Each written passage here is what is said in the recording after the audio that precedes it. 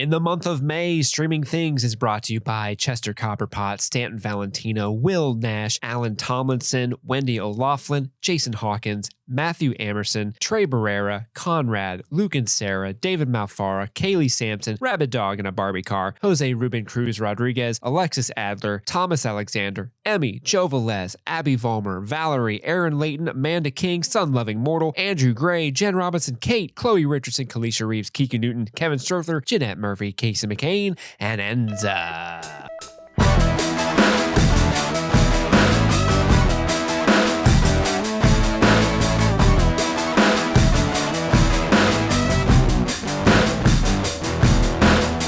Welcome back. My name is Chris. I'm Andy. And I'm Steve. That wasn't Chris. That was still me. Andy played the theme. Oh, God. Yeah. We got Andy on the guitar today. You thought he was just coming last week? Hell no. He's back again. Steve and Andy show. Warning. Steve and Andy show. Yeah. Oh, yeah. Thank you guys so much. If you have never listened to Streaming Things, what an episode to hop in on. Chris is usually our northern star, right? Our pathfinder, if you will. But he is not here because he is a big dick TikTok star, and he's out meeting Robert Rodriguez and shit. Yeah, how fucking cool is that, dude? So cool. I'm so jealous. I can't wait to hear the stories. You know how many times I've seen El Desperado. Apparently not that many. Desperado's a good movie, though. Yes, it is an incredible movie. Yeah. Shark Boy and Lava Girl? Yeah. So that's my Shark Boy pose. No, he's not here this week. And as you all know, when Chris is away, the mice will play. Buddy. It's kind of a cream-in-it episode. But before you get your hopes up, this is not just any normal creaming it episode. Nay, this is a very special episode. You might see from the title, we are going to be reviewing Barb Star Go to Vista Del Mar, which is a very hilarious comedy. You definitely should check it out. But this movie was suggested by a patron, not just any patron, a patron saint of Streaming Things himself, and that is none other than Stanton. Hi, everybody. Hi, Stanton. It's the Steve, Andy, and Stanton show. Chris isn't here because he had to go to wherever the fuck he's at. And it's not Vista Del Mar, which is a way more fun location. Definitely. So if you guys don't know, Stanton has been a very long time contributing member to the Streaming Things Patreon. You've been on the Discord. You're often on the fireside chats, lending us your very hilarious comedic takes. But you went the distance, and not only did you suggest Vista Del Mar for our chosen episode of the week, but you actually paid the service that allows you to be on the show.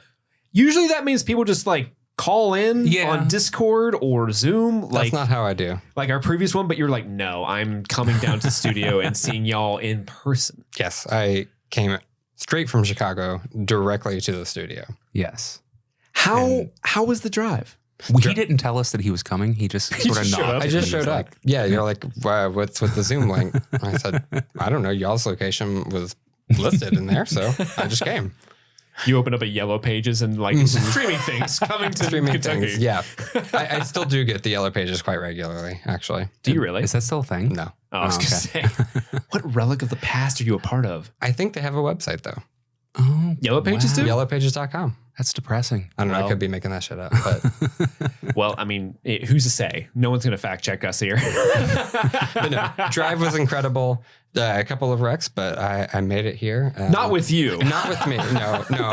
It's just, I got like 4 or 5 accidents on the way over. My car didn't make it, but I did. It did not stop me. Well, Stanton, thank you so much for coming down and being a part of Streaming Things. But since the Chris is away, the mice do play. Andy, what does that mean? I feel like it needs to mean that we all have a little bit of, what is this, Steve? Fireball cinnamon whiskey. Fireball cinnamon Fireball. Whiskey. And I brought some for Stanton as well. Stanton, if you would pass that along. To me? Just pass. Just There we pass. go. There's the Fireball cinnamon whiskey itself. That was an Office Space joke for anybody that didn't catch it. So we always drink, like usually Andy and I do a shot of this. We don't have to finish this whole thing in one go, do we? I mean, This is a shot. I also brought 3 more. So if you're feeling froggy, my friend, then I might have by to all take. means. I'm famously really bad at taking shots, so Okay. I might have to do this in a couple takes. That's fair. All right, you guys. But- you got to open it up, Stanton. Yeah, Sorry. come on. Oh my gosh. We don't fuck around, dude. It's Kentucky, baby. It's We not don't like- fuck around. We don't just look at it. I should have brought y'all some Malort. I've had it, dude. It's I've disgusting. never tried it. I'm scared. It's so bad. Once you do a shot of Malort, you're going to look at Fireball and be like, oh, that's water. I can take that. Dude, I went on a bachelor party trip to Chicago, and at some bar they were like, "Here, you have to have Malort," and we all drank it. And I'm like, "Oh my god, that dude just like pranked us!" And then found out that it was like a real thing, and I was like, "Oh my god, this really is like their drink." But it's kind of a rite of passage. I've known like 4 people who genuinely enjoy it. It's more about the experience. Oh god, And that like aftertaste that gets worse and worse and worse for like 20 solid minutes. Well, let's go down the hatch, guys. All right, cheers, Happy gentlemen. streaming things. Cheers. Cheers. Clink. Oh, It's like a hot tamale. Oh, it's disgusting. I don't know why this is what we drink when we have the show. Like, we don't like it. no, it became a joke because like I refuse to call it anything but its proper noun. Mhm. So Fireball cinnamon whiskey. Yeah. Not Fireball, not cinnamon whiskey. Are you Fireball a, cinnamon cinnamon whiskey. whiskey. are you a Coca-Cola Classic drinker? Also, New Coke.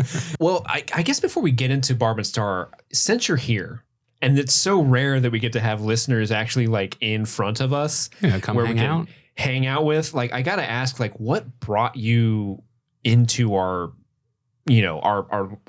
landscape? What made you a fan of streaming things? Yeah, well, it's probably the first time Streamiverse. you've heard this, but Stranger Things season 4 got me into What? the show. I know, No. right? No. Watch it. But similar to the show, I watched the very first episode and went and tried to find some kind of resources on who's talking about this episode and already hasn't binged the entire thing. Loved all of the coverage.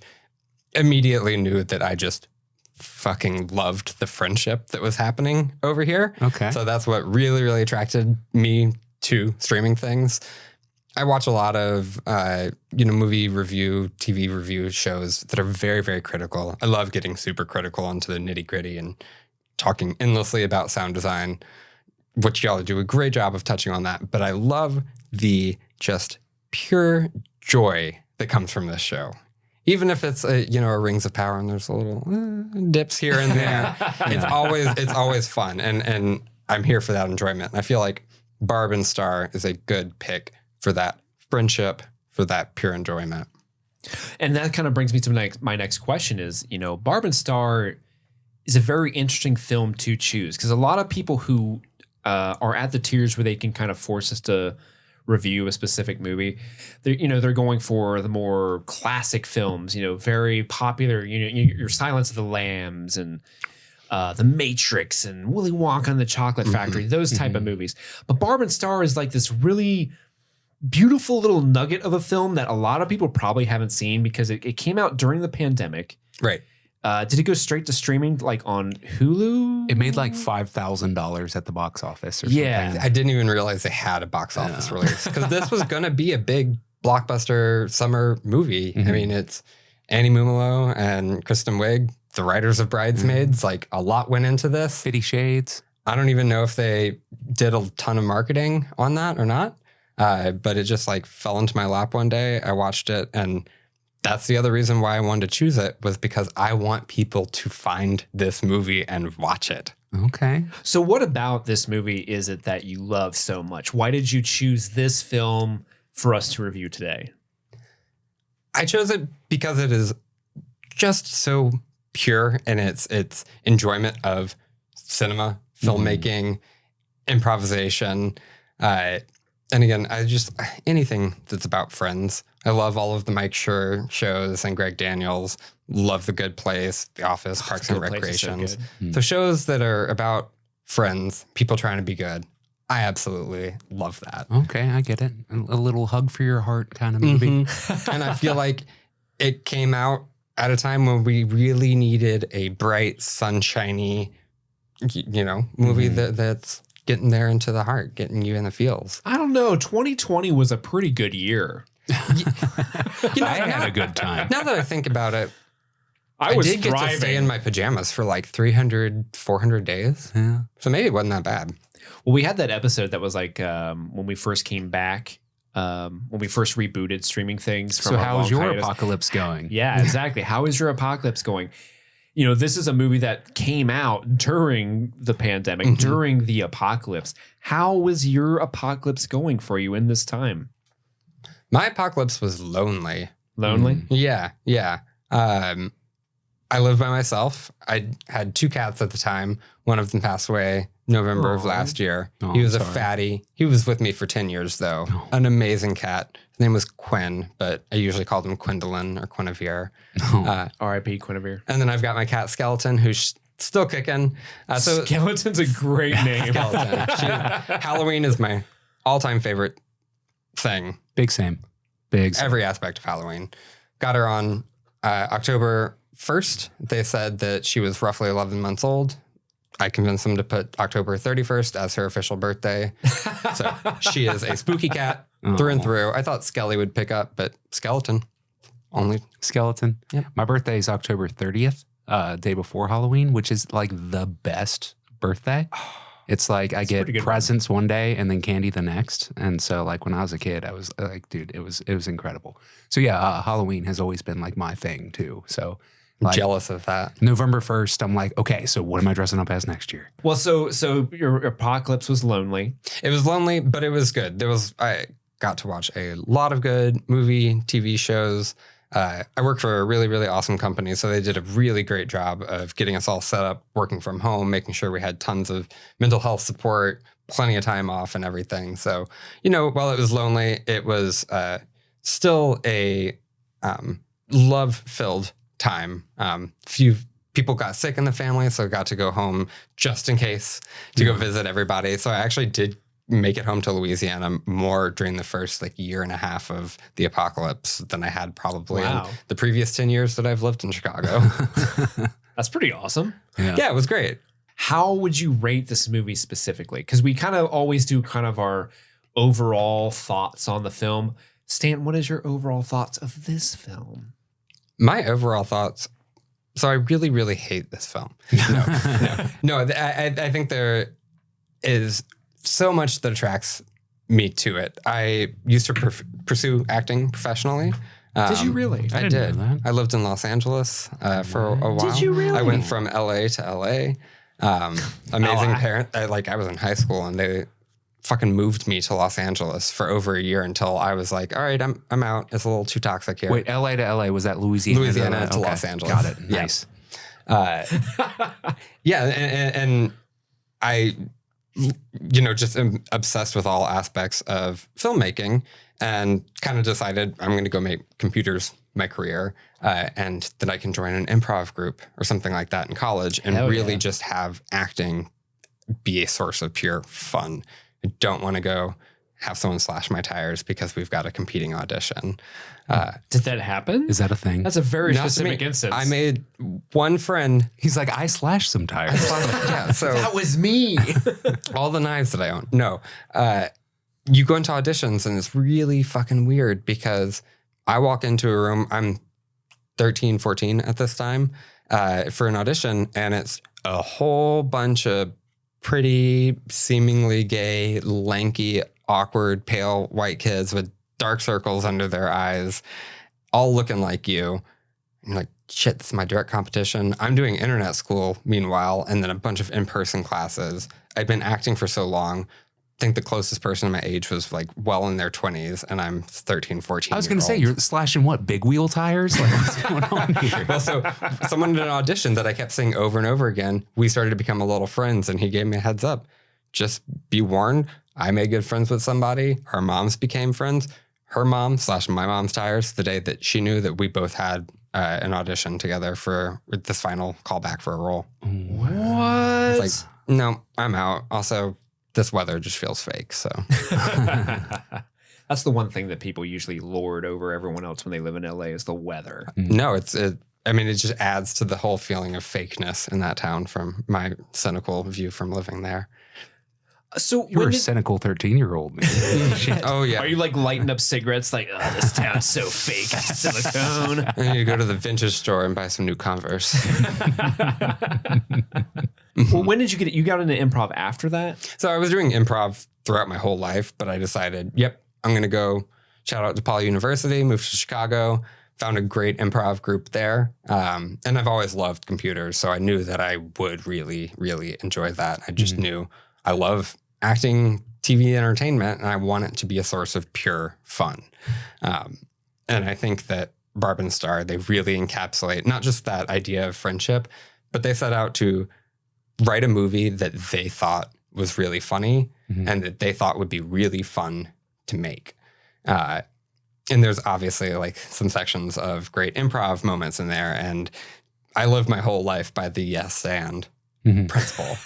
And I feel like this movie is just a giant give people yes and. gifts? Oh, yes. Oh, yeah.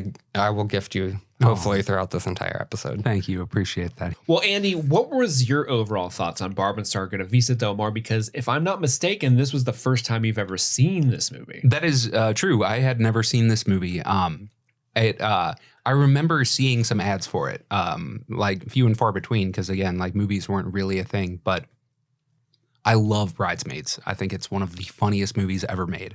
I haven't come back to it in a minute, which I need to, but it's absolutely incredible. I love Kristen Wiig, everything that she's done. I did not see the new or the newest Wonder Woman, and I heard that was pretty awful, but she's in it, great. And I would like to see it just to see her. Anyway, Kristen Wiig is gold to me. But somehow this movie, like I was aware of it, but didn't see it at the time, and it just wasn't something that I ever made my way back to.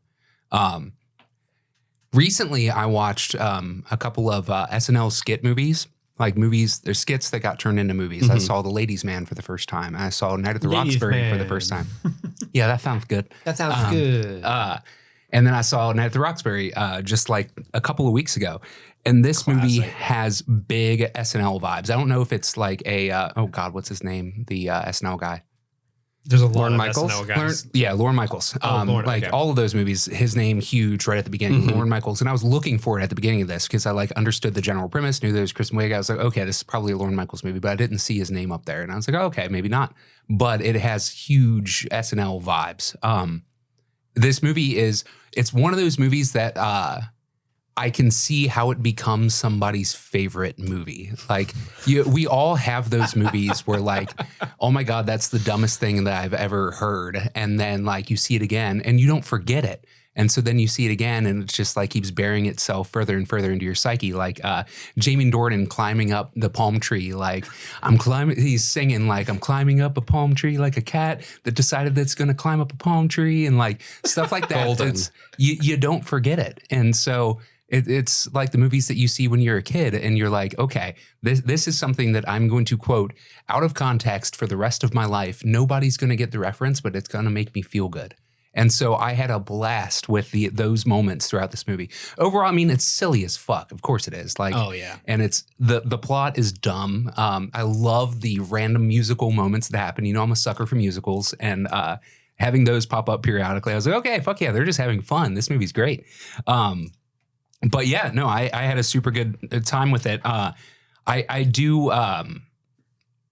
didn't know, what was the co-host, not Kristen Wiig, but the other one? Annie Mumolo. I don't know her. She looks familiar, but I don't. So if you like Bridesmaids, the scene where Kristen Wiig is in Coach on the plane. Help me, I'm poor. That one?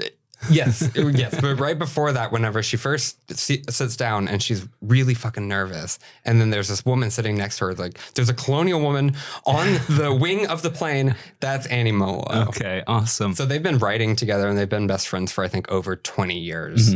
And these characters actually came from Bridesmaids. So they had an idea for Lillian's mom, and she was just like this Midwestern woman that they had always kind of been doing impressions of and stuff. Her character kind of got cut mostly, and they said one day we are going to like actually revive this character. And that is the source of Barb Star. Okay. Well, I love that. So, Anyway. Barb and or Star originally was supposed to come from Bridesmaids? It was originally supposed to come from Was Bridesmaids. it both of them or just one of them? I think it was just supposed to be Lillian's mom, and they were just riffing on these uber Midwestern ladies. Oh, okay. Okay. But anyway, no, I had a ton of fun with this movie. What about you, Steve? Okay, so I watched this movie during the pandemic, right? Because during the pandemic, like you mentioned, Stanton, it was a lonely time. It was a very hard time for me personally, because that was when like the drama of my marriage was falling apart was happening. So I was like very much like gluing into any sort of positive media that was coming out. Like I just glommed onto it. And I remember watching Barb and Star. I had never even heard of it. I literally had never seen a single trailer for it or anything. I think Chris might have mentioned it on a Crossing Streams way back when. I do remember him mentioning it at some point. Yeah, and I just thought like I love Kristen Wiig. All you have to say is like this movie stars Kristen Wiig, and I'm like I will watch that movie because she is a queen, and we should all bow to her. Exactly. And so I watched it. I remember at the time thinking like they don't make movies like this anymore. This is not the type of movie that is ever made. Ever, because it's that type of movie that like it's like an Airplane or Naked Gun. It's just where it's very silly. It knows it's very silly, and it just doesn't give a shit. It's just it leans into it. And I remember watching this during the pandemic and thinking like, I love this. This is exactly what I need in this awful, awful, dreary time. But as time went on, and the further and further I got from having watched it for the first time, I kind of, I don't know if I would say forgot about it. Soured on it? I don't even know if I would say soured on it, but I kind of like forgot how good it was. And it was just like, oh, this is sort of an SNL movie, kind of how you alluded to, Andy, where those SNL skit movies aren't necessarily great. Yeah. Right. They're not very good, most of them. Yeah. But they're infinitely quotable. But they're infinitely quotable and they're fun. So when you suggested this, Stanton, I started watching it. I watched it today. And so going into it, I had kind of forgotten just how genuinely smart and funny and well-paced and hilarious this movie. Because there are some jokes in this that are just literally like I was in stitches. I was rolling because they're so funny. And I had forgotten in that time, like, personally, because when I first saw this, like I mentioned before, I was kind of in a weird place. I was in a dark place personally. And I've since gotten better and I've healed and I'm in a much better place now than I was then. And I had forgotten how good it was. So when I was watching it now, I'm like, oh, this is still just as good. This is still just as funny. Kristen Wiig and Amy, what's her name? Mumolo? Annie Mumolo. Annie Mumolo. They have such great chemistry. And I think their relationship in this movie is the linchpin of it, because a lot of these SNL style movies kind of fall apart where it's funny, but you don't really care about the characters. The plot is loose. Yeah. The plot is still loose in this. Yeah. It's about as loose as it gets. Very fair. It's a very wild, loose plot. But you legitimately care about these two characters, Barb and Star. You care about the relationship. You love them together. So that in and of itself really kind of makes this movie a league better than the other contemporaries it may have. Like when I think of movies like this, I think of like Anchorman. Like that's one of the funniest movies I've ever seen. I love Anchorman. And I don't know if it reaches the heights of Anchorman per se, but it's like in that league. Right. It's really, really, really good. And it's all down to the small things. Like there are some jokes that are very, very obvious, like the Morgan Freeman crab. Like that's a very obvious joke. But then there's other smaller jokes that are even better because of how subtle they are. Like how they're always, no matter what they're doing, they will stop what they're doing and be like, ooh, seashell necklaces. And like gravitate towards that. Like if you have a Midwestern mom or know a Midwestern mom, this movie is infinitely funnier because they nail that aspect. Oh yeah. All the jewelry. Oh my God. Yeah. What was the, it was the leaf shop that the one was like, where'd you get your necklace? Believe it? Believe it or not. Believe it or not. Believe it or not. Believe it or not. Stuff like that is so damn good. And that's why this movie is so fucking funny. And I love it. I love it so much. I'm so glad you suggested this, Stanton, because I don't know if I would have gone back and watched it if you had not. Right. And now that I suggested it, I'm just kind of like, I just can't wait to watch this with my girlfriend again because I know she'll love it. Oh, yeah. And you're not just saying that because I'm here in person, right? Because I know 100%. you've gotten Patron suggestions and it's a little easier to be like, no, I'm not super into that. They're not here. I would never lie to my patrons. I feel like in general, we're pretty honest when we like a movie or we don't. Oh, yeah. And yeah, this movie is rewatchable to the extreme. Like I know, like I had fun. I didn't love it, but I had fun. But I know if I watched it like 10 more times that it would be one of my favorite movies. Oh, just yeah. because of like, it's so dumb, but in the best ways, you know? And there's something for so many different demographics and audiences. Like I showed it to my parents and my mom, you know, just love all of this like middle-aged, you know, showing up in a tube top and full jewelry and turning all the eyes because those men are packing their Speedos. Like she loved those moments. Did she really kind of, I need to get my shimmer too. My mom's got her shimmer. Oh, she does? Oh, Mama yes. Stanton? Merrick Valentino, she knows what's up. What's her name? Merrick Valentino. Merrick. Oh, God, your family has cool names. right? I'm Stanton Valentino. My brothers are Ryan and John. Oh, Orion? wow. That's my 1 point. As the middle child, I just get Ryan. to gloat. Ryan. He John. thought you said Orion. I was like, fuck. I thought you said Orion too. We're I was like, Italian, God damn. but we gave him a very, very different first name. Well, with that, you guys want to go to the scene by scene breakdown? Let's do this. All right. So the movie opens up with a classic definition, and that is the definition of the word culottes. Women's trousers, usually calf length, cut full to resemble a skirt, typically worn by women in their middle-aged years. Guys, have you ever worn a culotte? No, but I want to. Tonight I will. Honestly, because they wear culottes almost the entire movie. Oh, yeah. They look comfy. They really do.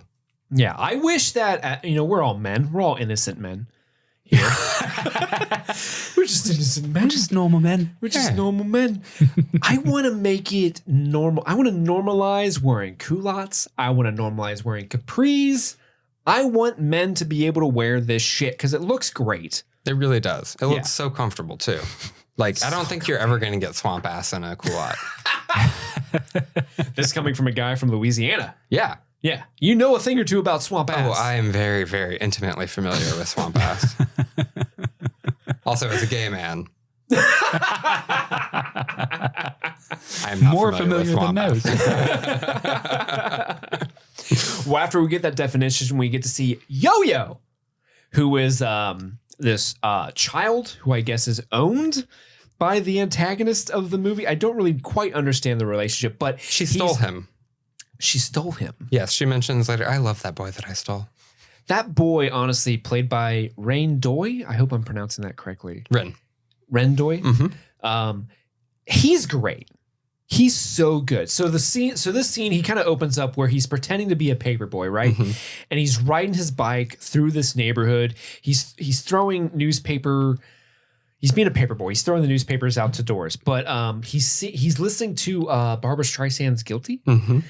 and the way he just kind of like he's dancing on the bike, feeling it. He's vibing it so hard. He's one of the highlights of this movie. And this scene in particular really kind of sets the movie off on the right foot.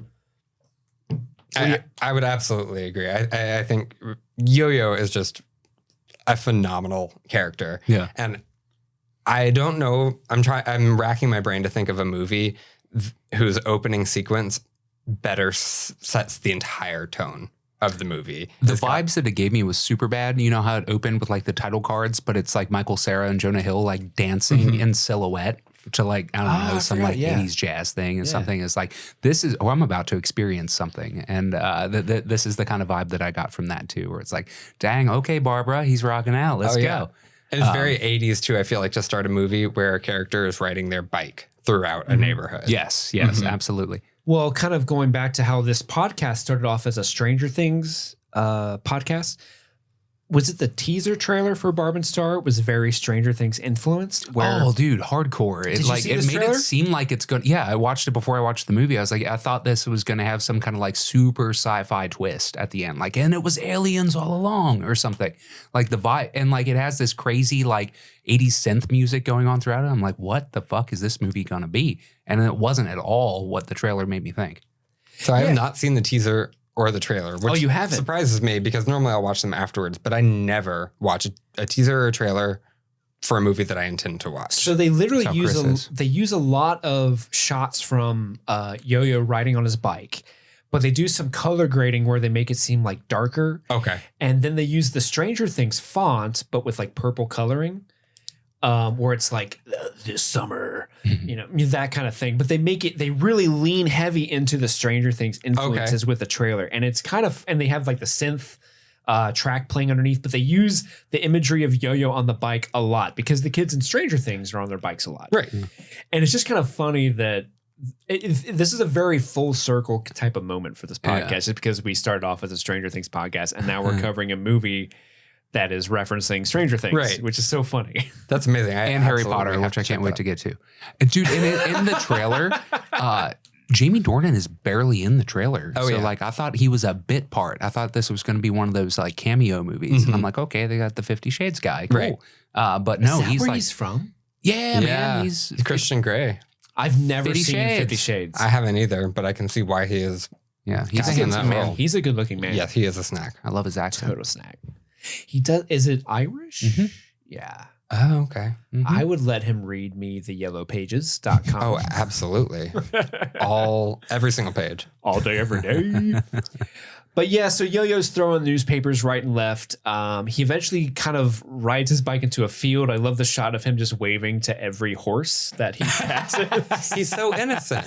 He is just like the most happy-go-lucky child that's ever existed. Right. He's just an innocent boy, which is just one step removed from innocent men. And we do get, before he makes it to the tree, he's got one last paper to deliver.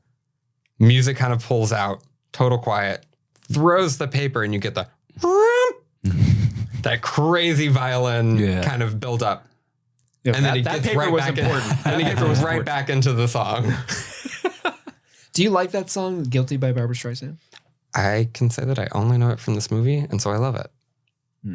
Honestly, I had never heard it before this movie either, but I may or may not have been jamming to it on Spotify all afternoon.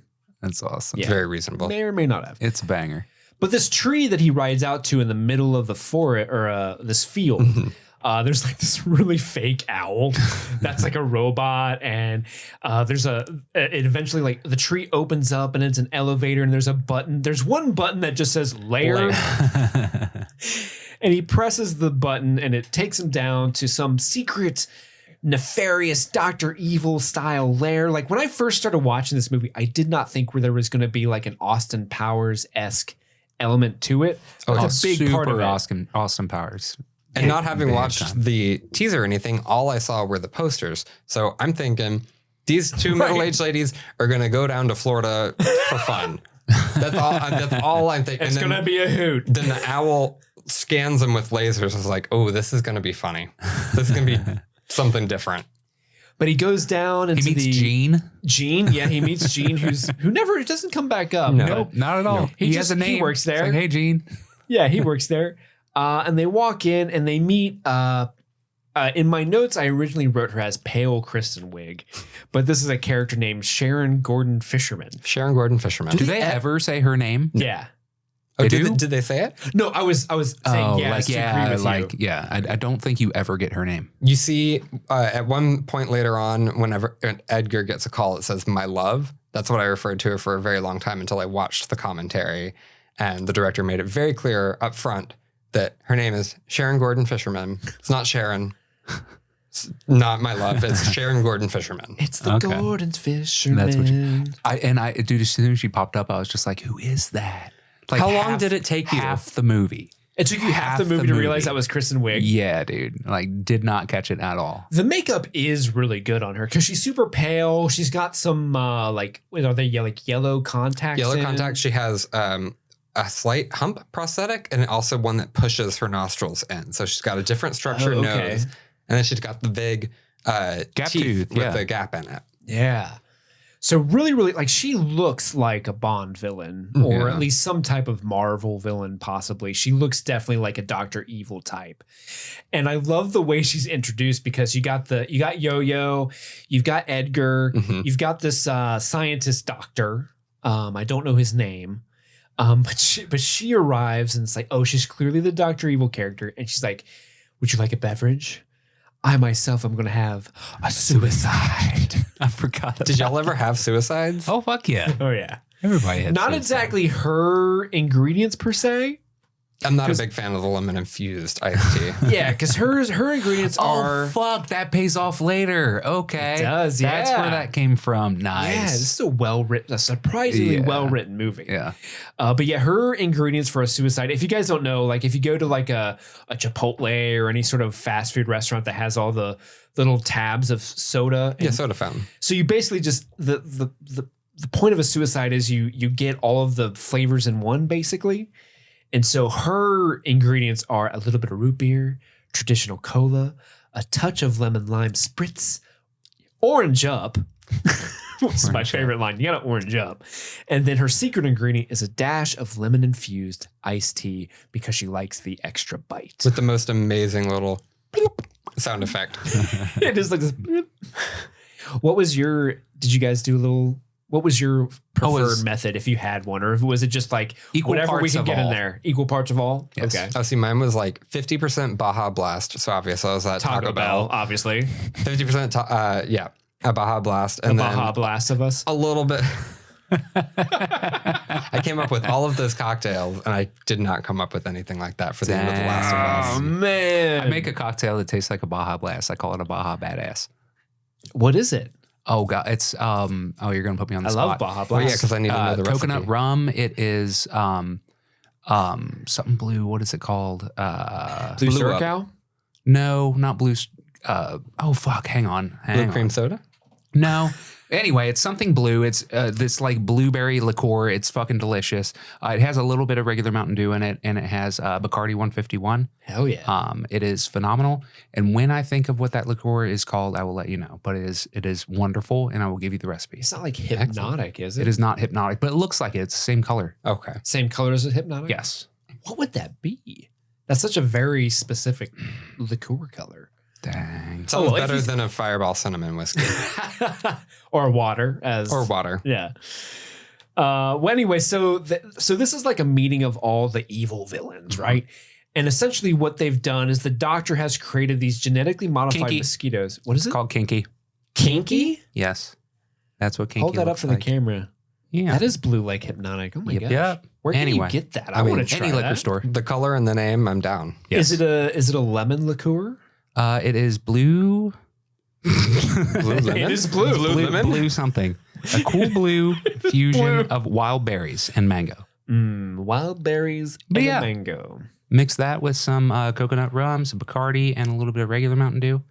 Baja Badass. Well, damn it. We should have gotten a I big fish bowl to Yes. have this drink out of. Next time. We could have put it right here in the center. We could have been just Giant just stringy spooning that straws. shit out. Oh, party should- straws? Party straws or with the whole glasses and everything. Do this Patreon tier again and be like, I want to watch Barb Star again. But with the treasure trove, like Oh, yeah. Yeah. What with the was buried it called? treasure. the buried treasure, like Did you get the fishbowl. syrup and the pills? Pills, baby. Pills, baby. So the doctor has basically created these genetically modified mosquitoes. They could kill a whole town, theoretically, as long as you have this receiver that sort of sends this signal to these mosquitoes that will come in and they'll sting you and they'll kill you in some way, It's shape, or form. pretty unclear. Like, Yeah. we know that there's a microchip involved. Right. And that's like, But you're not going to use this on a town. This is for herds of rabid animals, I was told. Ooh, this is awkward. We're going to have to kill you. You mean this giant layer with like fire and water everywhere that's just clearly evil? You thought y'all were doing humanitarian work for like the fields of Africa? presumably he also got scanned by the owl and pressed the layer button to go down there. If you have It's to a science press layer. if you have to press a button that says layer, you are not in a good field. Get out now. He's like, it's my fucking 9 to 5. Just got to pay the bills. Just got to pay the bills. I lost a lot of money on the ponies. I got to get that money back. I feel like Marty B would have really liked a layer button I in would have one of the loved it. labs, but I feel like somebody else pushed back on that. I would have loved it. Everyone was like, no, put the kids in a room and paint it with rainbows. Yeah, the floor should be called the Rainbow Room floor. It's bullshit. I would have preferred the volcano layer. It's classic villain stuff. The button just says Nina. Nina. Nina. I love the Nina. Well, so they kill Dr. Bradley. He is hoisted by his own petard. And He always says hoisted. oh yeah, hoisted by his own petard. Hoisted. And Sharon Gordon Fisherman says, no one can stop me. No one. And we don't know quite yet what her plan is. We just know it involves mosquitoes. But here we go. We find Barb and Star on their favorite couch. In Soft Rock, Nebraska. Soft Rock, I love that Nebraska. Soft Rock. Is this a real place? It is not a real Okay. place. All right. We should make it a real place. I think we could. Let's go to Nebraska and just make a town. How hard could it be? I feel like we could pick up like 100 acres in Nebraska for not that Street much. Fiends, Yeah. let's do it. We're all moving to Nebraska. Everybody join this tier of Patreon and we can all get a place in Nebraska. This is going to be Jonestown Part 2. Bring your black and white Nikes. No. We're going to drink some Kool-Aid. It's going to be a whole No, thing. it's Fireball Everybody Cinnamon drinks the Whiskey. Fireballs.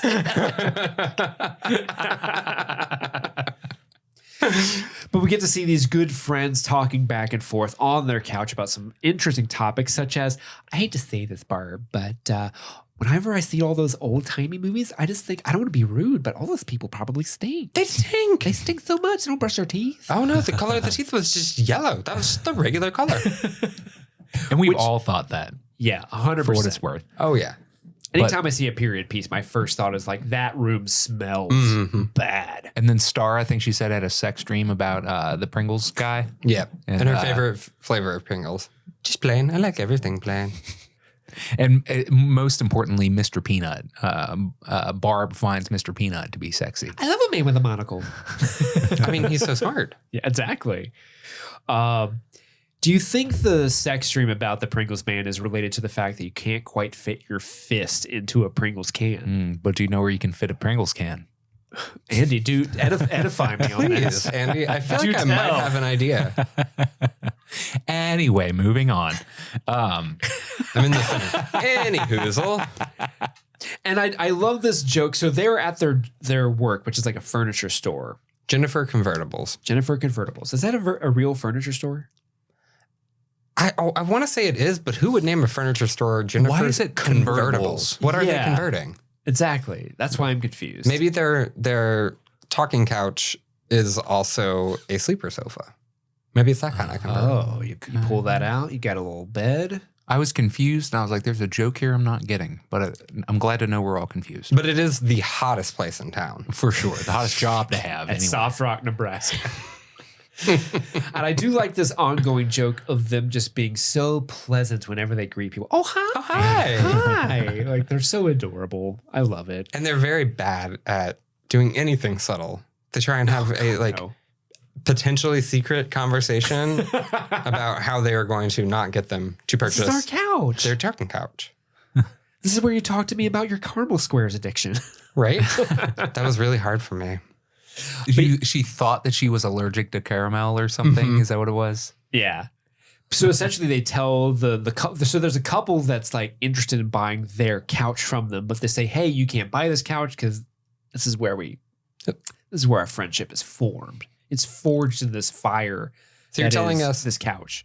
not to buy this couch because Yeah. you want to sit on it at work and talk. Thanks for being so understanding. They totally get it. I feel like that rapport is just so great. In the extended scene, I mean, it's like 8 minutes of them going on, just riffing off of each other about like the olden days, and they chopped that up very perfectly. But I mean, if you wanted to watch like a 3.5 hour cut of this, you could get the full just them improving together. So I would was love this to watch improv? that. This was a little bit of improv, yeah. Okay. And there's a handful of parts in the movie that are primarily improv with little structure, and they have to end in the same way or start in the same way. Okay. So we'll get to that in a second, too. All right, sweet. So after this, they end up talking to their manager, and their manager says, hey, so the store is closing. It's technically been closed for months. Yeah. Apparently, as a chain, they closed about 7 months ago, and nobody bothered to tell us. Yeah. How does that happen? It's straight up Office Space. Remember that? Like they fire, what's his name? The stapler guy. It's like, apparently he got laid off and nobody bothered to tell him. And then through some glitch in the system, he was still getting a paycheck. So we fixed the glitch. But anyway, I thought that was a little nod to Office Space. Oh, yeah. And apparently it seems very likely that actually neither of them were on the schedule for today, but they both thought each other were. Oh, wait, I always come in to hang out with Barb on my day off. When I come in with Star. Wait, I thought you were working. Oh, I'm not working. Are you working? Oh my God, sometimes we just do that. You're not paying us double. Where are we going to go for Thanksgiving? Wait, I'm sorry. You host your Thanksgiving dinners and I love that quiet, like, no. Every time they try and lie, it is gut-splittingly hilarious. They're so bad at lying. Love it. So they end up getting, they're laid off. But we cut to they run into their friend, Mickey. Mickey. Yeah. So she has soaked up some mega rays. Yeah, and had a soul douche. Have you guys ever had a soul douche? No. I'm currently experiencing one. Oh, really? In this exact moment. Wow. And let me tell the listeners and the viewers, it's more than you could ever hope for. I'm just happy to be a part of your soul douche. Steve, there was never a question in my mind that you would inevitably always be a part of my first and maybe only ever needed soul douche. Well, you know what? It's an honor. And Andy, I always wanted you to be a part of it. Thanks, man. I'm happy to be part Steve of was your, an inevitability. Your metaphorical feminine hygiene experience. But yeah, so their friend Mickey says, like, you have to go to this amazing place where I got my mega rays. It's a place called Vista Del Mar. Tommy Bahama and a 24-hour CVS. You got yourself a party. Okay. In high school, there was a 24-hour CVS in the neighborhood next to mine. And I swear, my friends and I, we would just like hang out and do the stupidest shit. And we would go to CVS like 3 or 4 times over the course of a weekend, just, to get like a bunch of Red Bulls and shit like that. It's like the 24-hour Walmart in Texas, man. It's just, you go hang out in the parking lot. Yeah. That's all you need for a party. That's all you need. At a certain age, all you do for fun is hang out in parking lots, And everyone's wearing Tommy Bahama head to toe. Tommy Bahama. View of the Mar / swordfish. That's what Vista Del Mar means. Swordfish. So then we cut to Talking Club. The Talking Club. So this is a club. It's not a book club. It's not a movie club. It's literally a club where you meet up with your girlfriends and you pull a topic out of a hat and you guys talk about it. And the rules are strict. Oh, very strict. They have 3 rules in Talking Club. They only have 3 rules. Rule number 1, no sneakers. Rule number 2, no swearing except for the F word. Rule number 3, no lying. All right. And Stan, what is this week's topic at the Talking Club? Well, this week's topic is jobs. Despite what some people might want it to be around socks, it is indeed jobs. Some people want it to be about horses. Poor Phyllis. Poor Phyllis. Give me your soup. I know the hot dog soup. Dog soup. That chunky brown. Oh. When they said hot dog soup, I didn't really have that visceral of a reaction to it. But when they cut to that close up of her pouring her soup into another bowl, it's so disgusting looking. It's pretty awful. It's an easy recipe. Yeah. And what's hilarious, Phyllis looks genuinely upset that she has lost her hot dog soup. I love that it's a punishment. Give me your soup. Give me your soup. And she takes it. It's not that it is now her soup. And I love the fact that there's this character that we never actually meet named Gail, who is precisely like a minute late, and the whole time he's like, "Go away, Gail, you're late. You can't come in." She was waiting to lock that door. Clearly there's some history between her and Gail. And with Phyllis, the whole no sneakers. She looks down at Phyllis. There was definitely an instance with sneakers.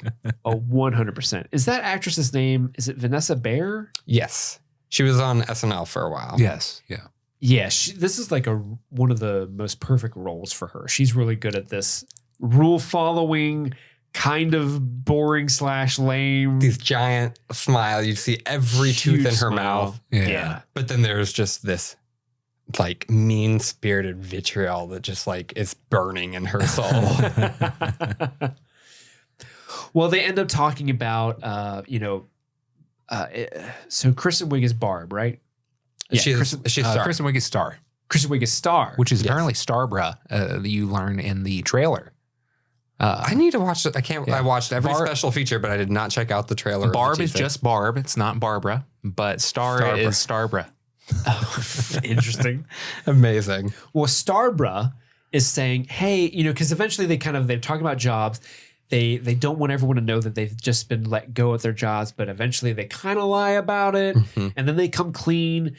But then it's like, hey, that's one of the rules of Talking Club. No lying. You lied to us. You're no longer a part of Talking Club.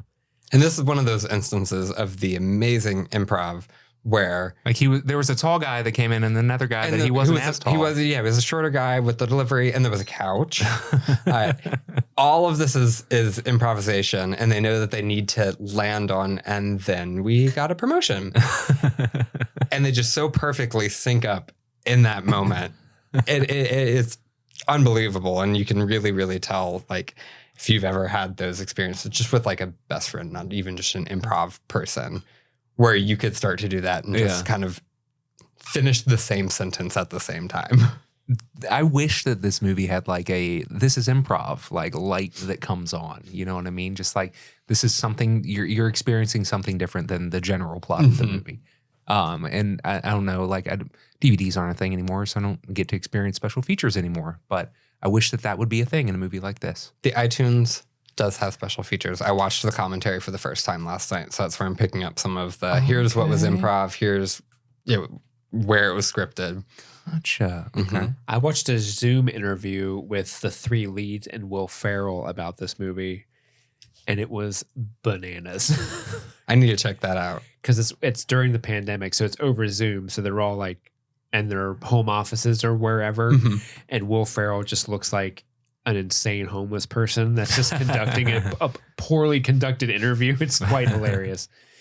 But yeah, so they get kicked out of Talking Club. Star saying, hey, we've kind of lost our shimmer. We need to, let's go on an adventure. Because all of our stories are from us in the past, let's go forward. To which Barb immediately is like, oh, do you think we should try those socks with individual toes? I wonder how my toes would feel being apart from each other. They've always been together. But Star wants to go to Vista Del Mar because they heard such great things about it from Mickey. And then we get a fun little packing scene. Oh, yeah.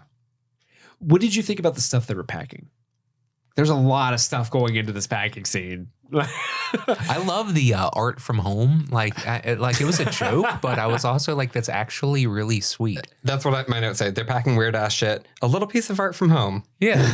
Like that's actually like something that I would love to do from now on. And I love that her curlers are so important, but they're also so fragile that she keeps putting them in and be like, no, not yet. Not yet. They're adding their own rope, which eventually is used to tie them up. Yep. Is that part of the pack? She has like a little gardening like hoe in her bag, a astronaut food, and it's like the flavor of pizza that she wishes it wasn't, but I guess that's all she has. Oh, that's what that note. There's a note in my notes that says cheese, pizza, space food. And as I was reading it, I was really like, I don't know what that means. I kind of forget what that's about. What's funny is that you don't see all of the pairs of culottes or the jewelry that is constantly showing up throughout that. It's just like the giant items that they bring. They do say culottes at one point in it, and I was like, okay, was that the payoff from like the definition at the beginning? Because like opening with that, Andy, you will see the payoff. Right? Yeah, and I was like, dang, that was how they're gonna pay that off. Okay, but anyway, it does come back later. They do bring their evening culottes at the very least. You got to. Yeah, You got to. you got to. So we find out that Vista Del Mar is their destination for their kind of trying to find their shimmer again, but it's also the target of Sharon's ire, right? Mm-hmm. Wait, hang on. It's not Sharon. Sharon Gordon Fisherman. Sorry, Sharon Gordon Fisherman. Sorry. So much so. It's like Fireball Cinnamon Whiskey, but a person. Exactly. And it's such a target that she has drawn the largest target ever put onto a map. It covers like 7 different states, all pointing down into Vista Del Mar in a giant ornate golden frame taking place like 20 feet on her wall. Yeah. And I love this joke. So she's explaining to Edgar, like, you need to take this receiver to Vista Del Mar so that the mosquitoes will attack this city. It's very fragile. It's very fragile. And then she just chucks it at it. Just chucks it across the table.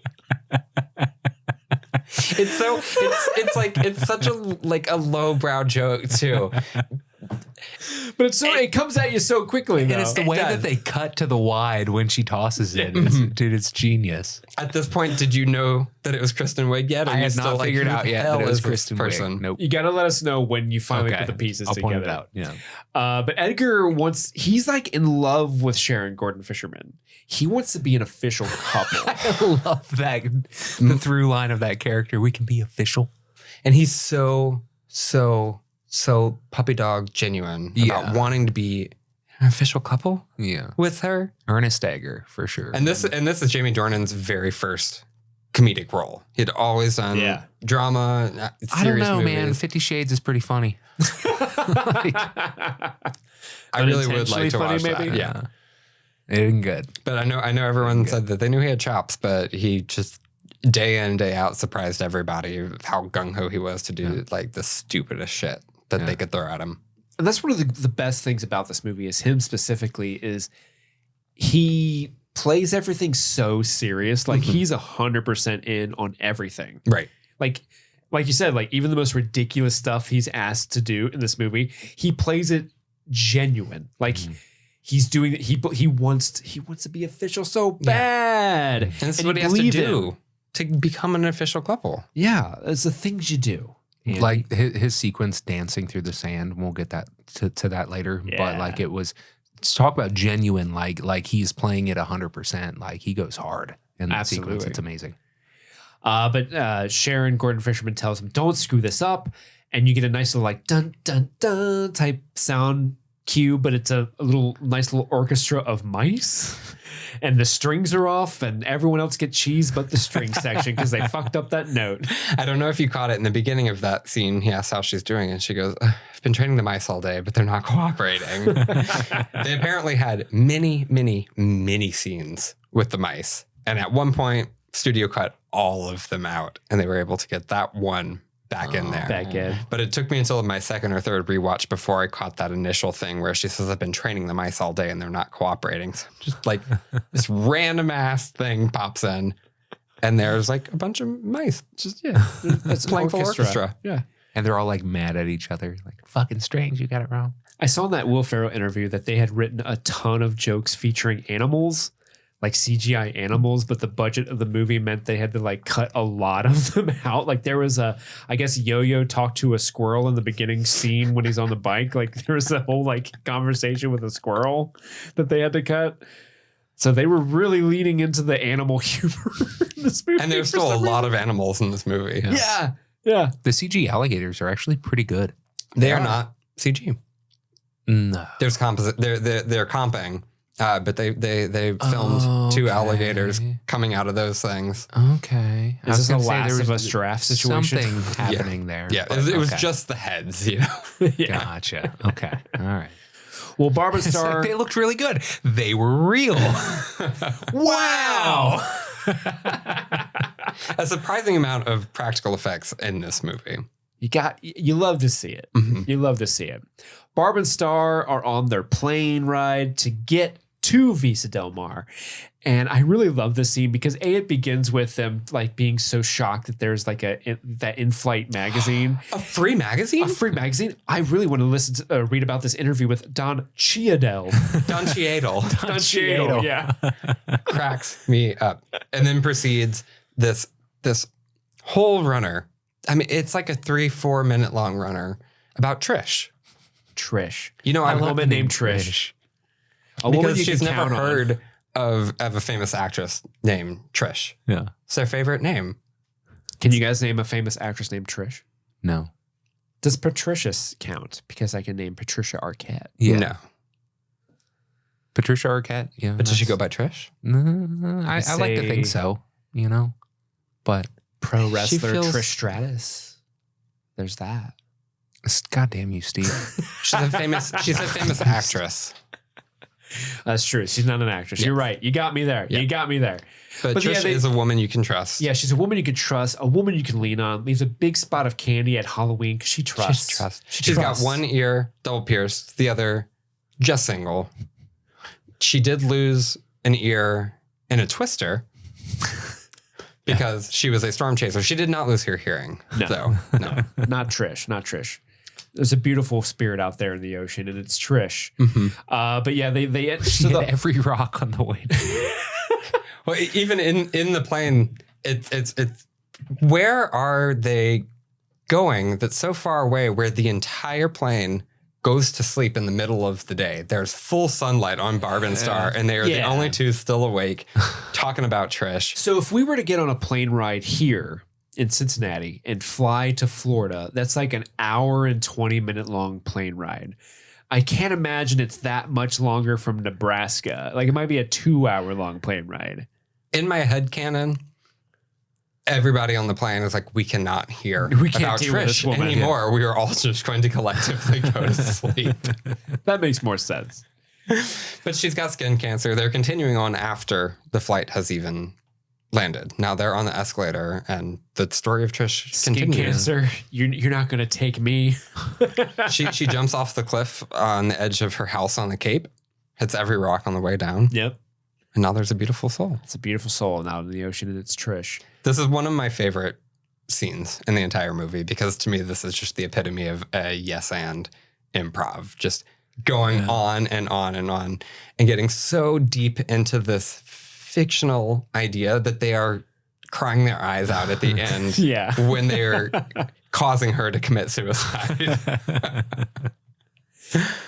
It's so wonderful. So they fly from Nebraska to Florida. They detail Trish's whole story. Edgar has also landed in Vista Del Mar around the same time. He's looking real spy-like, going in, looking around, putting his sunglasses up in his trench coat. He's got the shades. He's got it all down. But I love when they first come out of the airport. They're like, the air feels different here. It smells like a Red Lobster. That's how you know you're in a classy place. That was one of those lines where I was like, that is one that would click and stick with me forever. It smells like Red Lobster. And I do want to say, before we go any further, this movie is the most Florida a movie has ever been. Like, this movie just oozes Florida. Dude, it really does. In the best of ways and the worst of ways, this movie is Florida. You can only have Florida if it includes the best and the worst of ways. Right. Literally, like almost every character in this movie is literally ripped from the headlines. Florida man, Florida woman does thing. But shortly after this, Edgar kind of checks in and he starts his musical number about wanting to be an official couple. Well, before that, just on the Florida note, did you catch the lyrics of the song that they play whenever they arrive in Florida? Florida, get me back to the peninsula. That's pretty much it. Yep. Florida. Florida. Get back to the peninsula. And like they use that song. Florida. And they have actual Getty stock images of like the old couple riding the bike and stuff. It's all like they pulled just plain stock images for that stuff. They use that song and then have a scene and then use that song again. And I was like, it like jolts me out of the movie for a second. I'm like, really? Like, why did you? And like, they had to have had that song made for this, right? They apparently found it online. Wow. Okay. And they loved it so much. Because it's so bad. It's so bad. It's such a bad song, but it fits Florida.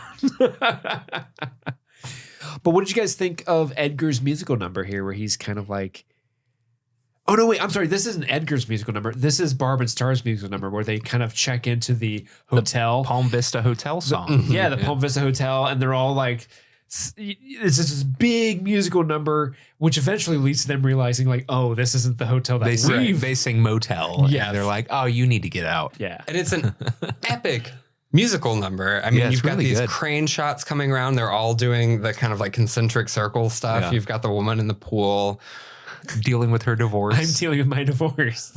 I'm recovering from my divorce here. And it almost, you've got that level of suspension of disbelief, almost like, is this a big number they do for everybody? And then it cuts to Edgar, and he is now singing his part of the song on his balcony. And you're wants to be an official couple. This is just wacky. Yeah, pure whack. It's amazing. And I do love when they reveal that they're supposed to be in the motel, and the hotel manager immediately is like, oh no, everybody shut it down. You guys are in the wrong spot. Please leave. No, Tim, you're late again. Again. This is like a problem with this man. Tim's going to be fired soon. He does the shimmy like nobody else. I love how the hotel manager's like, ladies, you can flirt with me all you want. Mike Hitchcock, he is a genius. So a lot of these small and larger guest roles were people from the Groundlings. So that's where Annie Mumolo and Kristen Wiig met, is doing improv at the Groundlings. Oh, okay. And these are just like a huge swath of all of their improv friends. I love that. You can flirt with me all you want. You're not getting a room here. Ladies. So they go to the actual motel that they're supposed to be in. I love when they go to check in.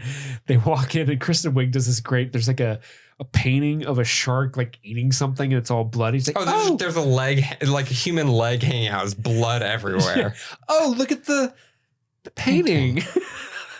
And then the dude that is working the motel is like, are you checking in? Do you want towels? Yeah, I think so. Sheets? How about sheets?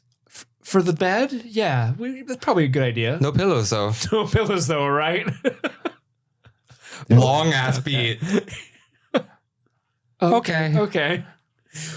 Which, isn't that far off from most motels I've stayed in, personally. And there's an extended sequence here. Whenever they walk in, he first asks for their name. They put their reservation under Barb Star. No last names, just to make it easy. And they have to spell out Barb and Star individually, and they give the most insane long words to explain their name. It's like rutabaga.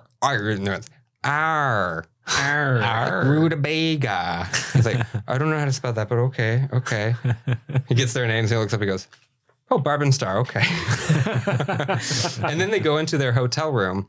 It is covered in like aquatic skeletons. So just like fish skeletons on the wall and an eel skeleton. And they get all excited about the Florida skeletons, whatever that might be a reference to. And they get really excited that the soap is imported from China. And this is deleted scenes? Mm-hmm. Okay. And that they've already unwrapped the soap for them as a courtesy. It's already wet. As a courtesy. I'm washing my hands right now. As a courtesy. And that's when it cuts to them in the pool. Let's go check out that nice pool. With the man playing solitaire.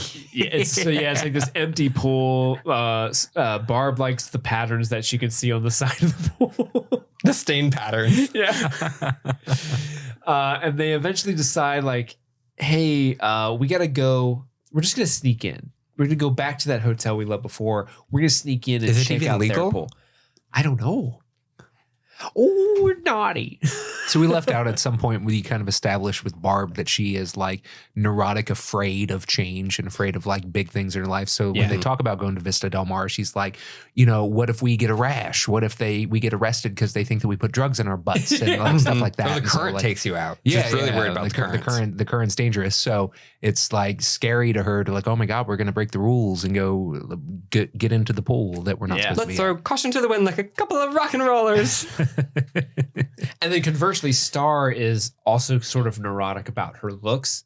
Like she thinks she's a disgusting person because her husband left her for someone else. And so like often especially in the beginning of the movie, she often says things like, oh, I'm so disgusting. Mm-hmm. And Barb is always there to be like, oh, you could be a model for effing Chicas or Costco. I'm talking the Kirkland brand. The Kirkland brand? Kirkland? I can't go into Costco anymore without just every 2 or 3 minutes. The Kirkland brand? And they do that cute thing with their feet where they put them together in the pool. So we get to the hotel and fucking Richard Cheese is there. You guys know who he is, right? Get up, come on, get down with the sickness. Your mother, get up. Dude, I fucking love Richard Cheese. Richard Cheese, ladies and gentlemen. Boobies. Boobies. Yeah, he sings the booby song. I really love the little bit where Star is like, I'm going to get the frog legs. And Barb's like, oh, I can never get frog legs because I'll think of Kermit riding his little bike. He really needed them. He really needed those. But luckily for them, because they get caught by the hotel manager and he says, hey, a room just opened up because the family went missing. It was probably the husband, but the family is missing. You could have their room. And they're like, okay, yeah. They get real excited. Absolutely. Edgar eventually calls Sharon, asks if she misses him. And she's like, well, you weren't here. You were here before, but now you're not here. And in a few days, you'll be here again. And then you'll be back. Is that what you mean? Is that what you mean? Well, I gotta go. I've been playing hide and seek with Yo-Yo and I haven't seen him since last night. I like in this layer somewhere, she is actively playing a game of hide and seek with Yo-Yo. Yeah. I would pay money to watch that scene. Oh, yeah. Of them just playing hide and seek. That would be so funny. I just want to see Yo-Yo's side missions. Well, yeah, what's he doing this whole time? He's just being cute. He's being adorable. He's a scamp. But so they're at the bar and Edgar eventually kind of he's feeling down because he's in love with Sharon Gilbert Fisherman. Sharon Gordon Fisherman. Fisherman. Fuck, I knew I was going to say that name wrong. He's feeling down because he loves her. She doesn't love him back in the same way. And so he goes to the bar. He happens to sit next to Barb and Star. And he says I'm in room 611. Oh, you're in 611? Oh my God, you're in 611? We're 124. 124. 124. He's in 611. What are the odds? It's so good. And then they realize he's down because of work. And so it's like, oh, Star, give him one of your greeting cards. She has the gift. And then there's this awkward pause where she's thinking of what to say. It's like, you can't force it. She's coming out. She's thinking. Nope. It's got to come naturally. Pressure. It's got to come naturally.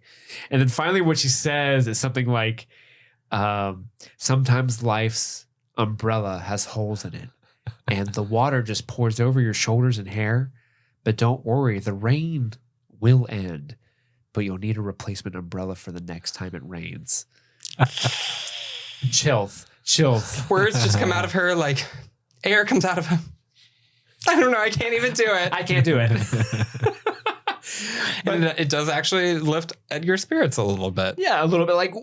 Would that work with you guys if you were feeling upset and you sat at a bar and these random strangers were just kind of came to you with this chemistry and panache? Yeah, not the things that she says, but the fact that she tried to say them. Yes. That would make me feel better. I think the things that she said, but also it's just so ridiculous. And he keeps thinking it's over as well. She keeps taking these pauses. He's like, oh, okay. Yeah. And then she picks up again. He's like, yeah. It's still going. I feel like that's a very genuine thing because, actually it did lift my spirits a little. Yeah. Well, they get drunk. They eventually get drunk on a drink called the Buried Treasure. No one has ever finished the whole thing. There is a real treasure at the bottom. What is the real treasure, Andy? Some kind of drug syrup and some pills. Pills, baby. Which they don't think is their treasure. Yeah. They said there was no treasure in here. He's like, oh, did you get the Did you pills? find the syrupy liquid? Oh, yeah, we licked up all that syrup. He's like, that was the treasure. And he's like, bye-bye. And then like they start falling away from the bar. I love the shot of them at the bar, but they're like traveling away from the bar, but still seated. And they end up going to the dance club. Oh, yeah. It's such an effective practical rig, too, that they like, attached this camera to a moving bar and then just physically moved the bar throughout the space so that they're kind of just like going away from him as he's smiling. It was a very fun "we're tripping balls" effect. Oh, yeah. Because Jimmy Buffett originally starts playing as they're like starting to drink. There's a Jimmy Buffett song, but then when they get to the dance floor, it's a remix of My Heart Will Go On. It's amazing. Which I have danced that way to that song before. Oh, yeah, you got to. You got to. You got to like, shake yourself all over everybody. All over everybody. Everybody gets this. Just like put those cool outs to action. When I was in middle school, we had a talent show, and I'll never, because it was 97 when Titanic came out, the height of My Heart Will Go On. It's like 16 girls all singing that song. Yeah, no, seriously. The talent show literally was 16 girls with My Heart Will Go On, back to back to back to back. And then at one point, you're like, and Jimmy's going to do card magic. Who the fuck is Jimmy? Also, who the is Jimmy? Who would try and do a Celine Dion song for a talent show if you're not Celine Dion? No, they all failed. But hey, they were in middle school. Yeah, they were allowed to. I'm sure it was fun. It's like it's in Jersey Girls. Every kid does the same song and from Cats, and then Ben Affleck and his daughter do Sweeney Todd, and like there's this like recreation of like killing people and stuff.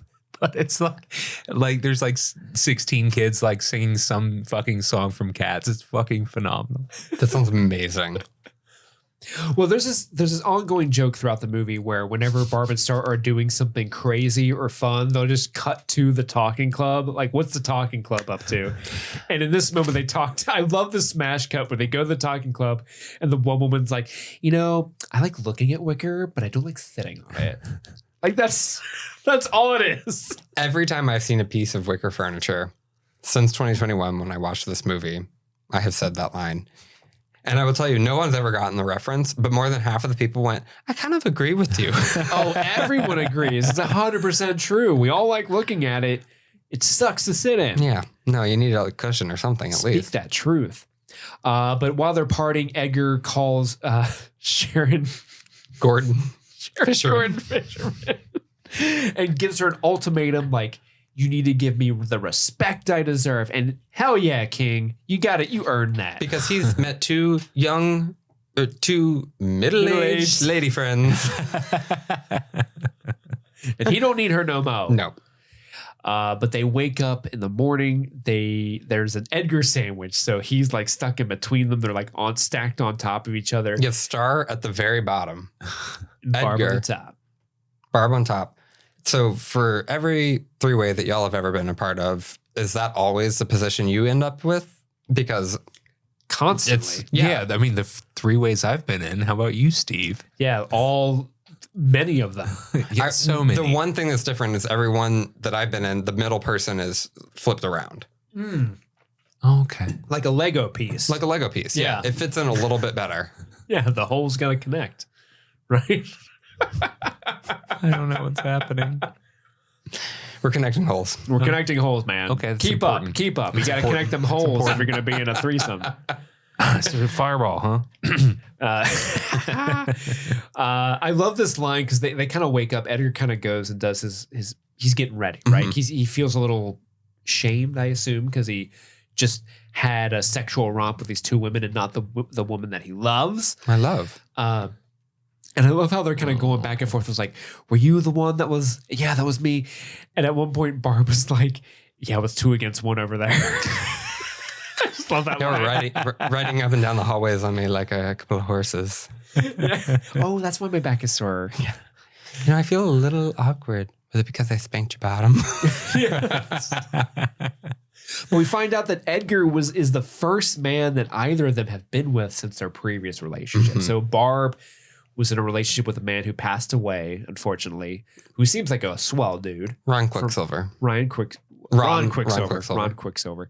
And then Star was with a man that cheated on her, and that's why she has this sort of low self-esteem issue going on, which is a big important thing. But so Edgar goes on his own way. He's got work to do. That's what he tells them. And so the two girls, they go out and they have their fun. You know, they go shopping. They go shopping. What are some of the things they find, Stanton? Well, first of all, they found a Trish license plate. A little vanity Trish license plate. Cannot believe they found it. They are so lucky. So lucky. They've also found very sharp friendship bracelets. So sharp. Keepsakes for life. Hopefully those will come in handy later on in the plot. Dude, I love that they had this like nasty drug-fueled three-way, and then they're like, let's go fucking get some friendship bracelets and a vanity license plate. Oh, and my favorite, her giant shell phone. You don't have a cell phone. Oh, no, I'm going to glue it to our landline. Oh, that's smart. That's smart. I just love how they're constantly distracted by seashell shops. Oh, yeah. Like little pop-up shops. The one behind them says, we sell seashells. So good. When Edgar gets back to his room, apparently he had the receiver for the mosquito plot like in his belt. He goes to open it and realizes it's not there. Oh no, he's lost it. So he calls Sharon Gordon Fisherman to let her know that the plan is kind of going awry. And she goes, hey, you suck. I'm bringing in somebody else. I'm bringing a professional, played by Damon Wayans Jr., which honestly, this character of Darlie Bunkle,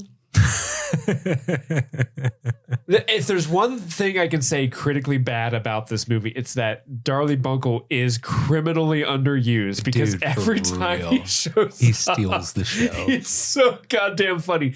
This private eye who was just tremendously bad at keeping things private. He's always revealing very personal information about himself, followed by, damn it. He forgets to hide his number when he calls Edgar. It's like, actually, does it say Darlie Bunkle? No, is that your name? Darlie. Is that your name? Damn it. But after Edgar finds out that she's bringing in another man because she doesn't trust him and she's upset at him, this is when we get Edgar's musical number. Now, Andy, you're a big musical guy. Yes. What were your thoughts about this musical number in particular? Dude, it was wonderful. And like I was saying earlier, like the most wonderful part of it was like how much Jamie Dornan commits to the sequence. Like he is jumping up in the air doing some fucking splits. He's kicking his feet in the sand. I wouldn't be surprised if he actually climbed up that palm tree, man. Like a cat that suddenly decided to want to climb up a palm tree. He didn't. Like it's obviously like on a wire. Yeah, like and he's just but it's definitely a wire stunt. Yeah. It looks hilarious. So committed to the performance. It is wonderful. I love the progression where he's like, seagull, can you hear my prayer? Yeah. Couple seagulls over there. Can you hear? Seagull Group of seagulls, can you hear my prayer? Like it's just these seagulls just keep multiplying. And this number is called Edgar's Prayer. Oh, praying to the seagulls. I just kicking up my tiptoes in the sand, and then he's just got this cute little thing as he's flicking. Yeah, the editing of this scene is really funny. The way they kind of edit him like dancing back and forth is so good. And then there's that one woman that just kind of joins him in the song. Okay, so yeah, Amy Keys, who sang with like the Stones, just shows up. Oh fuck, really? Is that her? Amy Keys. She shows up for this one day role to come in and just belt with him. And this is Jamie Dornan can sing. This is all him singing. And then she comes up to offer this just incredible backing vocals. It's so good. She's in that, what's the Stone song? Whoa, children. It's just a shot away. It's just a shot away. She's in that, man. Fuck, that's awesome. Mm-hmm. God, that's cool. And then they're out there splashing around in the water. It's phenomenal. God damn. So we go back to Barb and Star. They're getting ready for, I guess, the frivolity of the evening. Which involves, I'm just going to have a couple of wheat thins and, just cool it. Star she goes out to write a letter to Edgar. And practice her calligraphy. And yeah, you got to do that. Barb lies to Star she says, I'm going to go take a bath, but really she's going to sneak out and talk to Edgar. And the shot of her sneaking out is just slapstick comedy perfected because she does this awkward, you can see Star writing the letter on the patio the whole time, but Barb like falling onto this like floaty and then floating directly in front of her, clear as day, is so good. But we end up finding that Edgar is reading a book, How to Know If the Person loves you even though they don't act like it all the time. How to know the person you love loves you even though they don't act like it. Yes. Yeah. But he gets a call from a private number. This is when he gets his first call from Darlie Bunkle. We kind of talked about it a little bit where he's like, hey, I just got a new phone call. The phone number. Does it say my name? Does it say Darlie Bunkle? No, it just says Is that the number. your name? Damn it. But Barb shows up. She wants to go on a walk. Well, she wants to go to the bed. Yeah. She's trying to get inside, but he's got guns and shit hanging out That's in there. right. Yeah. So Guns he and Roses suggests are the all walk. over the place, and he's Nice. So they end up going on a walk. She tells him about her backstory with Ron Quicksilver, how he was a rodeo star trampled by this by like a Black Friday mob trying to get flat screen TV at the radio hut. Yeah, the stereo hut. Which she did got get one. She got one. I love that little addition. Like, I did get one. And then this whole time we find out someone's taking photos of them while they're on their little impromptu date. So did you catch that this whole double date walk sequence is just a complete mirror of each other? Oh yeah, they had the exact same date. It's wonderful. Oh yeah. Yep. You start off, you've got the kid walking with the big thing of cotton candy. And then they both get into a There's little that bit couple kissing on the balcony. Yep, and they've stuff. got the couple kissing, and she tells him about Ron Quicksilver dying and the radio hut trample while they're on the bridge. It cuts to them doing the paddle boat underneath the bridge where they're getting the photos taken. And Star is also talking about how Carmine left her for Dina because Carmine had a foot fetish and her toes stopped growing at 3 months. So they're basically baby little rice pieces of rice. Yeah. So funny. She said, don't look. He's like, I'm not going to. but he wants to. You can tell he wants to. But the difference between the two dates is Barb realizes like, oh, I don't want to actually be with you. You have set me free, though. She's no longer bound by this fear of experiencing new things.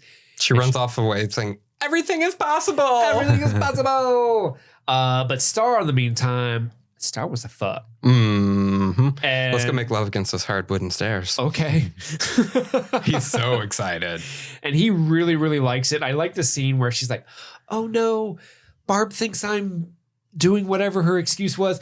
And she walks away and the camera kind of pans to the right and she literally just walks around the stairs. One more time. And the excitement on his face too. and right before that too, I love that it was the same story beats of them talking about something that made them think of Halloween.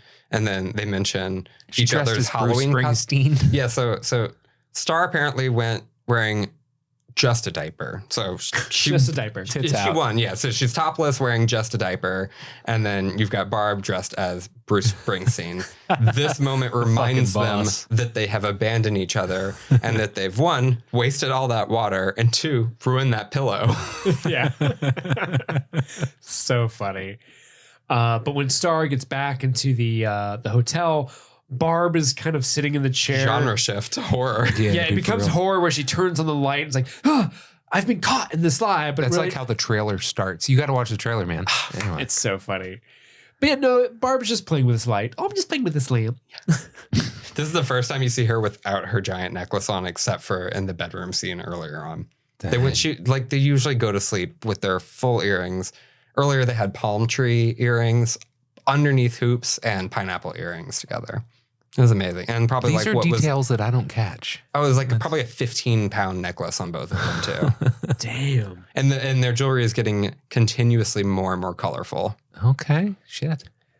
But the seeds of discontent between these two friends have been sown. They are now lying to each other. For the first time in their entire First friendship. time. Yeah, you hate to see it. They sleep in like Bert and Ernie beds next to each other. They are the female Bert and Ernie. Yeah. 100%. 100%. We cut to Sharon Gordon Fisherman. sharing her backstory, which is basically she was born with a skin condition called pigmentation degenera hysterical white skinica, which means she's allergic to the sun. Yeah, it's very scientific. She's allergic to the sun. Her father uproots their family to go to Vista Del Mar, where she is made fun of, where the kids call her pale girl, white devil, and asshole. First 2 times I watched this, happened to be drinking something in that moment, and when they say "and asshole," You spit take? Nose take. Oh no. Some burning shit coming out. It's so funny because like 2 of those are very specific, and one is just asshole. That's a personality trait. They're not making fun of her white skinica. Right. She talks about how she had one good friend, but an alligator ate her On the way to her casa. on the way to her casa. And then she went to the seafood jam, which Vista Del Mar is famous for. And all the popular girls kind of make her the shrimp queen, but as is tradition, you get thrown into a human cannon that shoots you. Did you catch the different speeds on the cannon? We have. I know she got maxed out, but I didn't write down what they Probable were. death is what. So the very bottom toddler speed. Oh. So I guess you shoot toddlers out of human cannons at like a moderate, As you like do. sensitive speed. Yeah, as you do. The gentle cannon. Shrimp queen speed. So that's level 2. So we assume level 2 is what the shrimp queen is shot out at. That's yes, Yeah. Presumably. Congrats, you are the shrimp queen. Boom. The ceremony. Level 3 Ceremonial cannon. We will shoot you off into the ocean. into the ocean to be a shrimp queen. be with the that's, shrimp. That's where you would go, right? Right. Where else would you go? Speed 3 is a circus experience only.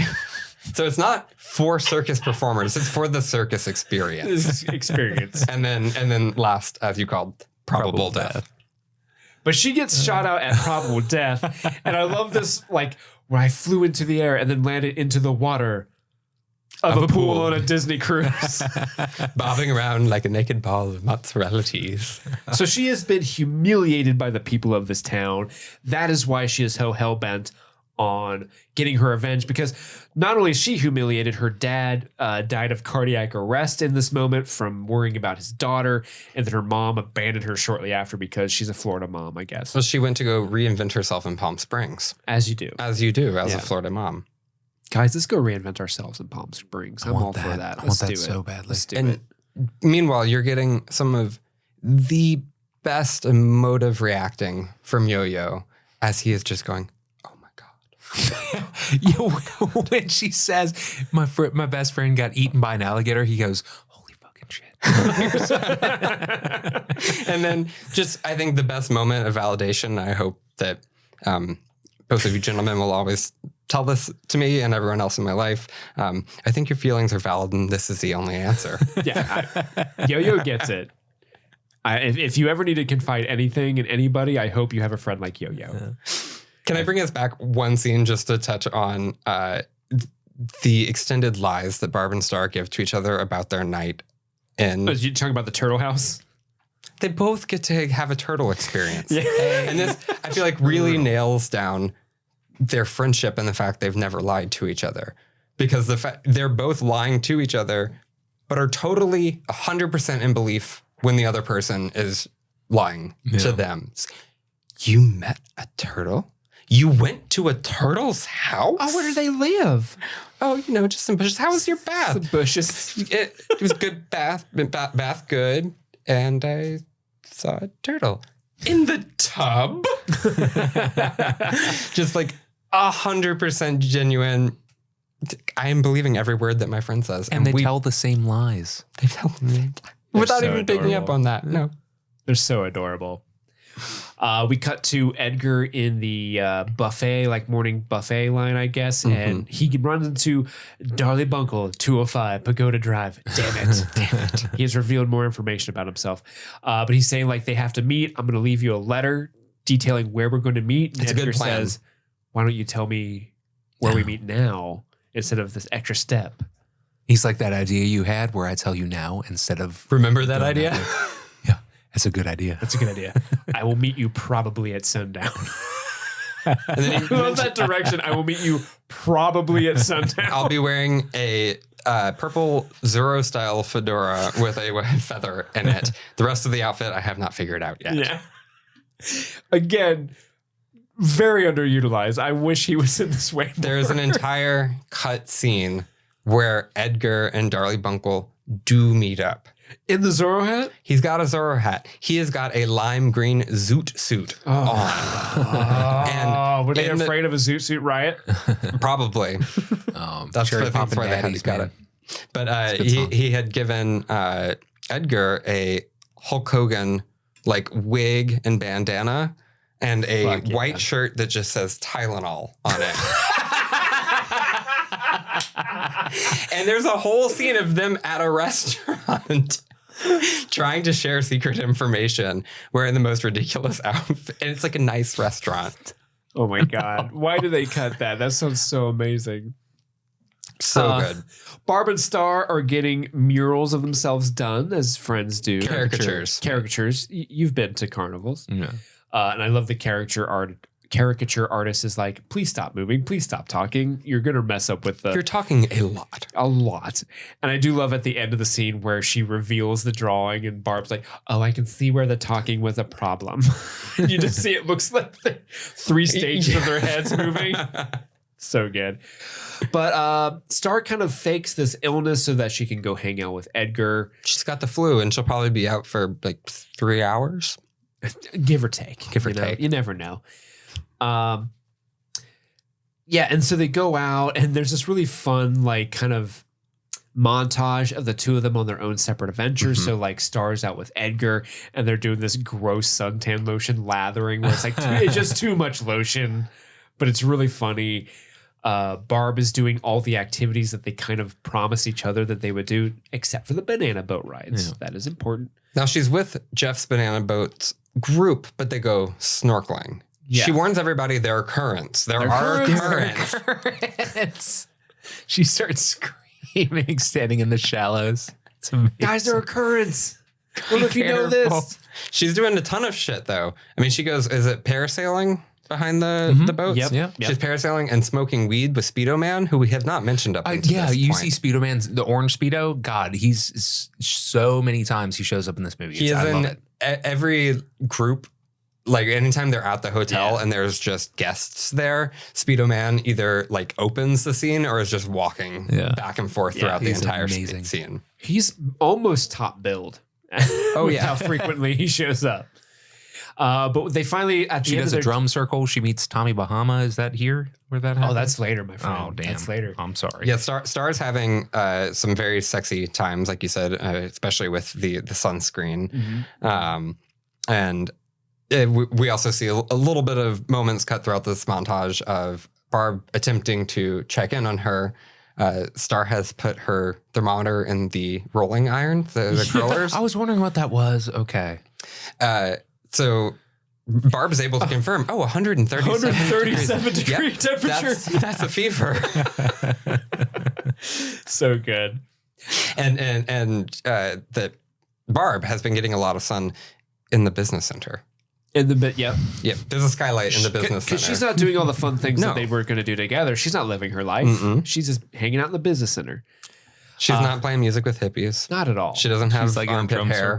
Armpit hair, yes. She doesn't ride a motorcycle over the Grand Canyon in Florida. I'm living my best life. That's all my notes just say is she's living her best life. We cut to Sharon, Gordon Fisherman, who's reading her own book called How to Convince Someone You Love Them Then When You Don't, or to get them to do what you want to do. Even though you don't really. Even though you don't really. Yeah. Both written by the same author. And as a big fan of self-help books, I love that they are so specific because that's what you want when you're trying to find something to like, oh, okay, I'm dealing with this in my life. I need to read something. Why can't you just be specific about what I'm trying to deal with? So like if I'm looking for a self-help book, the longer the character length for the title, the better. Yeah. Like how to win friends and influence people. You know what I mean? Like that's like, okay, this is a very specific thing and this is what's going to teach me. So then a purpose-driven life, you're like, fuck that. Yeah, exactly. Too vague. Yeah. Purpose-driven bullshit. Fuck that. A purpose-driven life? What does that even mean? But Yo-Yo interrupts her and gives her the photos that presumably he took of Edgar. Not Darlie? Oh, I guess I feel like Darlie. Darlie's had to have done something of material benefit. Yeah, I guess you're right. It would be Darlie. But yeah, Yo-Yo gives her the photos provided by Darlie of Edgar hanging out with Star. To which I did like the of Sharon Gordon Fisherman saying like, "Oh, she's beautiful." Oh. Like, "Oh, because you're the same actress." Well, she is beautiful. Wig. At this point, Yes, that is where I figured it out. Did you figure it out here? That is where I figured it out. Yes. I mean, Kristen Wiig is beautiful. Yes, she is beautiful. She's They- gorgeous. She's a very pretty lady. they did say in the commentary that one of their color graders it took him 3 days before he realized that was Kristen Wiig. Really? Knowing that he's working Really? on Kristen Wiig and Annie Momolo's movie. And he kept telling her, don't tell me. I might need to get on IMDb, but I'm going to get it. And I will say, my first watch through, I figured it out a little bit earlier, but for the first 2 or 3 scenes, I was like, who is this? I can't put my finger on it. Because it looks kind of like Kate Blanchett. Yeah, it looks like Kate Blanchett from Kingdom of the Crystal Skull. I mean, she does have like the white out eyebrows. She's got big, thick, like kind of like frost crystals in her eyelashes. For a second, I thought it was Tilda Swinton, but it's not. But yeah, Tilda Swinton's probably under there somewhere. I did eventually figure it out, and it was here. You just summon her by speaking her name 3 times in a mirror. Tilda Swinton. Yeah, it's a full name. Tilda Swinton. Tilda Swinton. Don't say it one more time. She'll show up. So we get back to Star. This is when she falls down from her motorbike situation, and Andy Garcia as Tommy Bahama shows up. And Tommy Bahama gives her some sage wisdom, like you can only be a friend if you are a friend to yourself first. I think very good advice. Oh yeah. Ha-ho-ya, he says. Your truth. Smacks her on the face. He says your truth is that you are a phoenix. And what does she say, Andy? She says, like Dumbledore. Well, he's like, what? Dumbledore's bird. He also says, ride the wind with the fierceness of a hippopotamus. Yes, it is time to mount the wind and ride it like with the fearsome of a hippopotamus. Your shimmer is just on the horizon. Who are you, brave soul? I'm Tommy Bahama. Tommy Bahama. I think there was a cutscene where he was going to meet like Panama Jack right after that. I would love to see that. I do love this transition where he says, I'm Tommy Bahama. He walks off into the woods and Barb goes, what the fuck? And then it cuts to Star going, like sneezing. This is Very the second funny. time that they have tried to keep this a PG-13 movie. So in the Talking Club, whenever Vanessa is saying one of the rules is no cursing except for the F word, and 2 of the characters go really big. They mouth fuck. And then they cheated it by doing the what the fuck and then the sneeze. That Amazing. passed. They also had Very to, clever. a little bit later on, get rid of the word penetrate a few times. Change it to pleasure. It's weird. Is there a limit to the number of times you can say penetrate in a PG-13 movie? I'm not sure you can say it in a sexual context. That's so weird. That's so weird. People are weird. There's a great line in Pitch Perfect where she goes, not a good enough reason to use the word penetrate. And I kind of feel like that's true. Huh. Got to use the word penetrate as often as you can. Just saying. You're blowing my mind right now. I got to keep an eye out for the word penetrate. Set a Google alert for yourself. Every movie I've ever seen, I need to go back and watch it again. Did it say penetrate? Yeah. Let's Like, say Every penetrate a lot. movie that you've ever seen has said the word penetrate? No, I'm saying that like I need to find out if they say the word penetrate, and like, is it like a winking nod to the camera when they do? If that's I'd a be thing, curious. Deep dive this. Come back to us. We gotta do the research. anyway. So when we transition to Star and Edgar, she's telling him, your dong went really deep. It's so deep it touched my heart. I think it went all the way up. It went all the way up there. Do you want something more official? Edgar loves that. But he's got to go for business because he's a clam inspector in town for business. With Clamco. With Clamco. I love that that's his like fake identity as a Clamco inspector. No questions asked. Yeah. At this point, Star kind of ends up talking to a crab, which is Morgan Freeman with a D, which is a crab that sounds like Morgan Freeman. I'm in a big pickle, little crab. Go with your heart. two friends forgive, depending on what you're doing. They have, again, this is another fully practical puppet. It's a great I love puppets. It's a great puppet. Is it practical? It's a That's practical cool. puppet. So they've got someone buried underneath like a plywood thing in the sand, puppeteering the body, and then a remote controller that's off camera doing all of the eyes, the mouth, and the claws. Wow. It's a great puppet. She is fully acting alongside this puppet. God, that's commitment to. I'm not even sure if this joke lands. Does it? Oh, they didn't even think that the studio would allow them to put this in the movie. But they're Really? like, we're going to film me talking to this crab because that's the movie we want to make. Morgan Freeman. I love it for how absurd it is. It's like the Shawshank Redemption. Yeah, he even like references like, I've been through some crazy things myself. I drove a racist lady around and taught her how to love. And taught her about tolerance. Yeah. Like it just goes through all of Morgan Freeman's like filmography and then ends with, I'm going into the ocean and will never return. Goodbye, me. It's so, and you never see him again. Goodbye, Morgan Freeman with a D. Goofiest joke, man. This one, I don't know. Like that's one of those things where it's like the 10th time I see it, I bet that's like my favorite part of the movie. But right now I'm like, I don't know why this is here. Well, it's kind of like there was this quote whenever Edgar's prayer starts. And I pulled this out because I thought it was so funny. Someone said, about 40 minutes into Barb Star Go to Vista Del Mar, there's an epiphany. It's the point of no return. The moment in the movie where a viewer either realizes this is a movie specifically made for them, or tragically, it's the moment where there's really no hope that this viewer is ever going to like this movie from any moment going forward. And I Is feel it like this moment? this was during Edgar's prayer while he's singing. Okay. yeah. Gotcha. But I feel like that kind of plays in. This is another Yeah. moment. If you somehow made it past Edgar's prayer and you're still down, this is another little test moment of I think that's how fair. weird are you? A test of your will. Yeah. If you can get behind Edgar's prayer, you'll love the movie. If you don't, just turn it off. Yeah. It's not for you. But speaking of Edgar, he goes to the rendezvous point with Darlie Bunkle. He has left he's left the microchip inside. There's like a series of like Look down, look lower. look lower, and then there's a box like the microchip is inside this. Don't tell anyone else. It's private. All the private information's in like 72-point font. Right. And then all of the regular information is really, really tiny. And then you get the kind of counterbalance of that with the voiceover, like whispering the giant text, but then just speaking normally over that is the bag that would have contained his Hulk Hogan outfit. Oh man, We were really? robbed. So right after this, we would have gotten the zoot suit scene. We were robbed. We really were. And it says Darlie Bunkle, 5'10", 159 pounds or so. Damn it. Damn it. Damn it in parentheses. He couldn't, it was like, he must have been using a typewriter. It was too late at that point. He couldn't redo it. He just had to add the word damn it. We cut to Barb, who is apparently the queen of the resort from all of her activities that she's been doing without Star.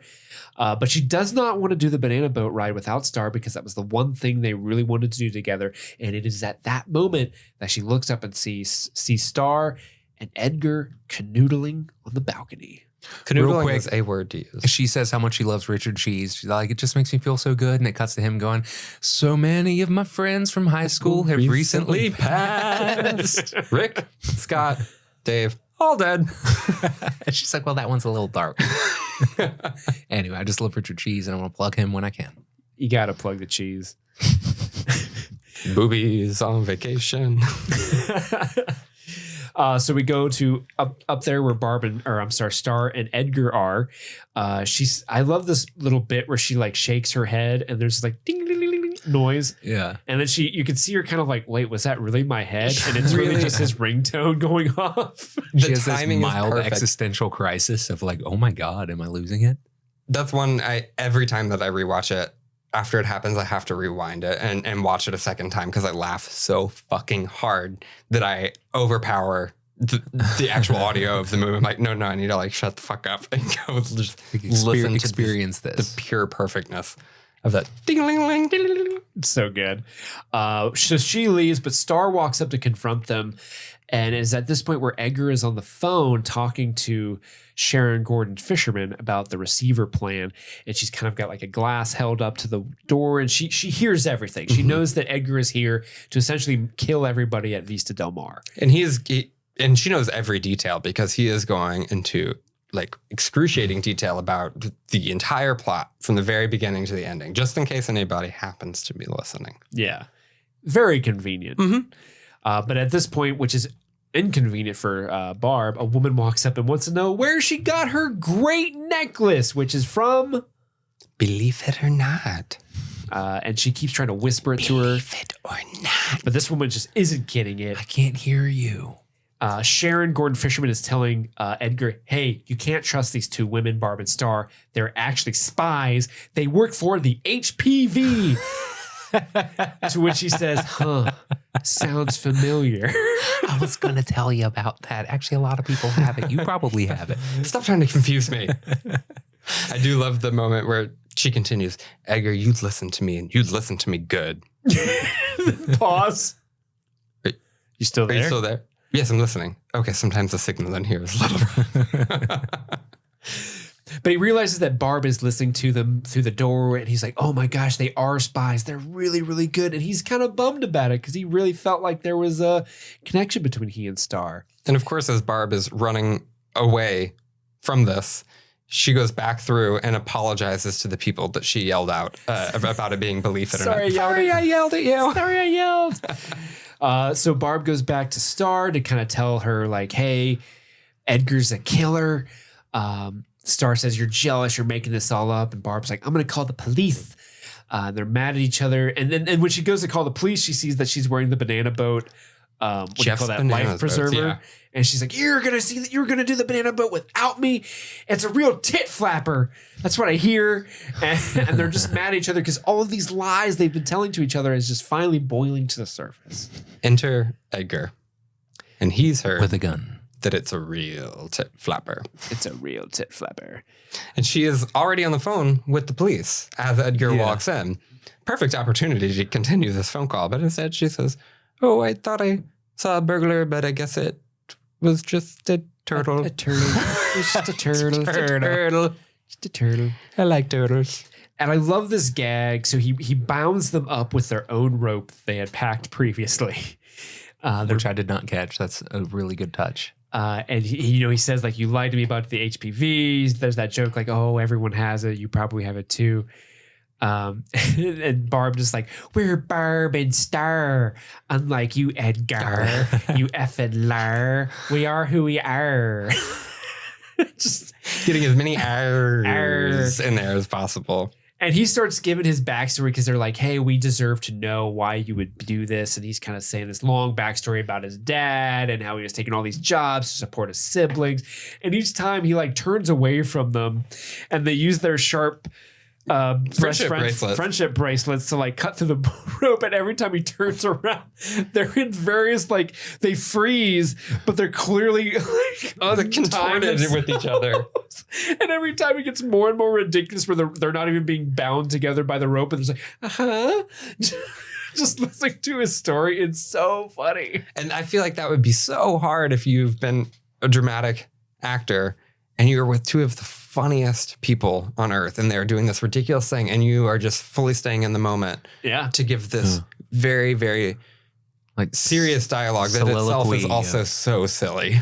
I had tried so hard to support my family. I sold my own shit as manure. It was never enough. I built lawnmowers for Honda. Most people are like, yeah. I'm like, is this a kind of I mowed lawns for 5 cents a thing? I built lawnmowers for Honda. And he basically says, like, I'm going to kill all these people for this woman that I love, Sharon Gordon Fisherman. And they say, hey, that's kind of crazy to do that for love. It's a little extreme. It's a little extreme. And he says, wouldn't you kill a lot of people for Carmine? Wouldn't you kill a lot of people for Ron? And that kind of hits home for them. What would you do for the people that you love? Is basically what he says. It also exposes, wait, how do you know about Barb's dead husband, Ron Quicksilver? Well, it's because she came to talk to me beforehand. We weren't supposed to say that.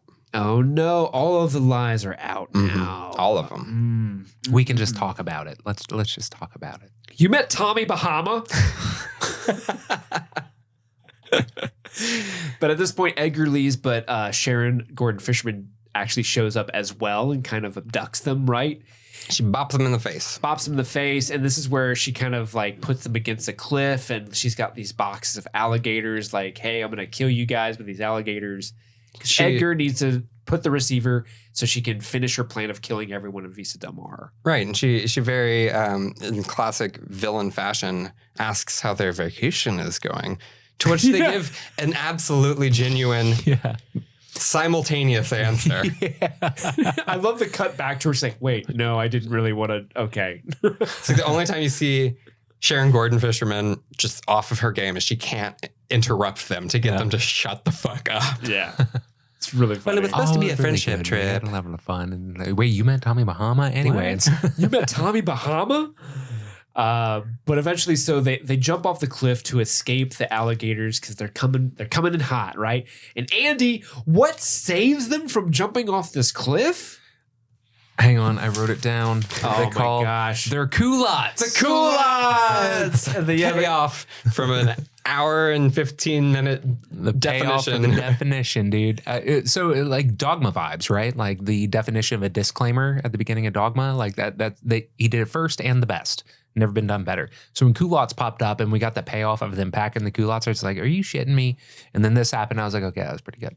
Yeah, the culottes open up almost like parachutes and they gracefully float down to the ground. And this is when they're kind of like, oh, they start making up like, oh, I'm so sorry about I lied to you. Star, I swam in the ocean. I got my labia pierced. What? I took it out. I took it out immediately. It was very uncomfortable. But we got to stop Edgar.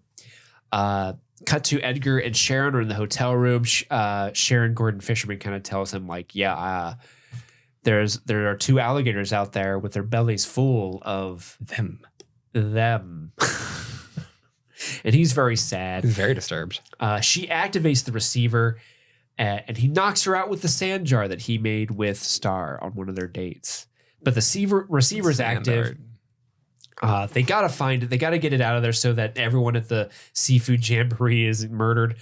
Barb and Star do find it, but there is one funny thing where they find the receiver.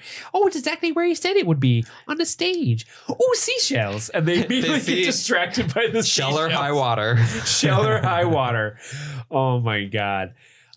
Giving Edgar enough time to catch up with them on the beach. Yep. And he tells Star, I love you, Star, especially on the inside. She's like, not in front of Barb. It's like, not that inside. Aww. He goes to drink the antidote because he volunteers to grab the receiver to take a jet ski out into the ocean. Such a good payoff. So that no one else dies. He drinks the antidote and realizes, oh no, it's lemon-induced iced tea. Infused iced tea. That's so good. He was always meant to die in this attack. He was always being used by Sharon Gordon. She was never going to be in an official relationship with him or official couple with him. So sad. It's so sad. So sad. Oh my gosh. Does Tony have an official relationship? Does Tony? Tony? I do have an official relationship and I want to make it public. My significant other is my left hand. I call it Gail. Gail? Oh, yeah. How long's she been with you? Oh, I'd say 92 years of my life. 92 years. But we haven't been intimate for only 84 of them years. You Give haven't or been take. intimate in or for? Oh, I'll let you decide. Ooh. Tony doesn't kiss and tell. I'm what you call a gentleman. I can tell that, Tony. We've been intimate. We're going through some things. We're going pretty steady. Our 75th anniversary. What's the 75th anniversary? Is that wood? Is that sapphire? I don't know. I think it's a snipe. It's a snipe? It's a snipe. Oh, boy, this is my time. It's Tony time. It's Tony time. That was a little Yoda right there. This gives Darlie Bunkle enough time to show up in an amazing t-shirt, by the way. Best t-shirt. It's like one of those white t-shirts with like a a woman's hourglass figure on it, but it's on Damon Wayans Jr. Her ass is like way up, halfway up his back. Yeah. But they begin to wrestle each other for the gun, which is this like really hilariously slow. They just roll over each other. They're just doing somersaults on top of each other. Yeah. But in the meantime, Barb and Star, they hop onto the jet ski. And I love when they go up to the guys who have the jet ski, like, we need to borrow this jet ski. And he's like, say no more. I don't need any more explanation. I trust you. And helps them get in the water. Vista Del Mar has a lot of helpful people in there. You know? Oh, yeah. Then I think that's just part of the Floridian swinger culture. You share your jet skis. Yeah, they all have loofahs that they put on their golf carts to signify what level of swingership they're a part of. Oh, yeah. You guys know about this, right? Yeah. Okay. What color loofah do you put? I actually looked this up, but I want to say purple. Wait, is this a thing? Oh, Andy, it's 100%. Oh, is it really? I thought this was just a bit. No. Hold on. I forget the No, it was too specific and wonderful to be a bit. Go on. How do you spell loofah? Loofa. F-A. Swinger culture. I got to look this up because there actually is it's a very specific village in Florida, in Orlando. I can't remember the name of it, but there is a loofah code. So it's a bunch of older folks in a retirement center. Oh, here it is. So it's like handkerchiefs and like 60s gay culture. Kind of, yeah. So it's pretty well off white people who are retired basically, and they all drive around on golf carts. It's one of those communities, but they put loofahs on their golf carts to let other people know how much they are down to clown. And like yellow is like just a little bit, you know what I mean? Or is it the number of loofahs? So it's like, called talk dirty to me. It's called the villages. So if you live in Florida, the villages in Florida, this is the code, right? There is white. So if you have a white loofah, that means novice and beginners. Purple is voyeur and people who like to watch. Pink is soft swap, people who like to do it with others in the room. Blue is the lowest level of full swap, those who can play well with others. Plays well with others. Yellow is mid-level swap for those who want to have fun but are still nervous. Black is a full swap, those who say, what the hell, let it all go down. And teal is bisexual for those who want to increase their dating chances. So that is the... So can you combine these? I hope so. If you go with teal, you got a better chance of getting laid. You don't know who it's going to be. It's a numbers game. You got to play those numbers. Ones with the black, just like cigarette hanging out the mouth, like they're swerving on the road. Oh, yeah. With their Fireball cinnamon whiskey. They like to party. This whole time, Yo-Yo has been in a submarine. A gigantic submarine. Yeah, it's this gigantic submarine. It has like a little ball like that bright she's blue piloting. room. Or that he's piloting on the bottom of it, and he's transporting the mosquitoes. And at this point, like he gets this like signal, it's time to surface, and he starts flipping every button, flip, lever. It's initially you get a lot of tech sounds and stuff, and then all of a sudden you hear an elephant, and then cat sounds. It keeps going. It ends with a full-on fart sound. Everything should end with a full-on fart sound. I'm just saying. But I wouldn't disagree with that. We also left out the let's fart on the couch. Let's fart on the couch. Yeah, we don't want to fart on it. Let's fart on it. Oh, it. And as Yo-Yo has been driving or piloting this submarine towards Vista Del Mar, he's doing a very classic driving thing. And she tells him that on the phone, like, don't forget to straight, wiggle. Yeah, don't keep that steering wheel too straight. Keep wiggling it a lot. So good. But Sharon Gordon Fisherman arrives at the seafood jam, and she sees they're about to crown this year's shrimp queen, which elicits some trauma flashbacks for her. Mm-hmm. She has these amazing goggles on. Oh, amazing. Yeah. And she's wearing this full on like white quilted wetsuit with this just giant She looks great. bird hood thing. Like that's absolutely what I'm going. And nobody says a thing because it's Florida. And like, they're like, okay. You gotta stay out of the sun. Wear your big blue and white goggles.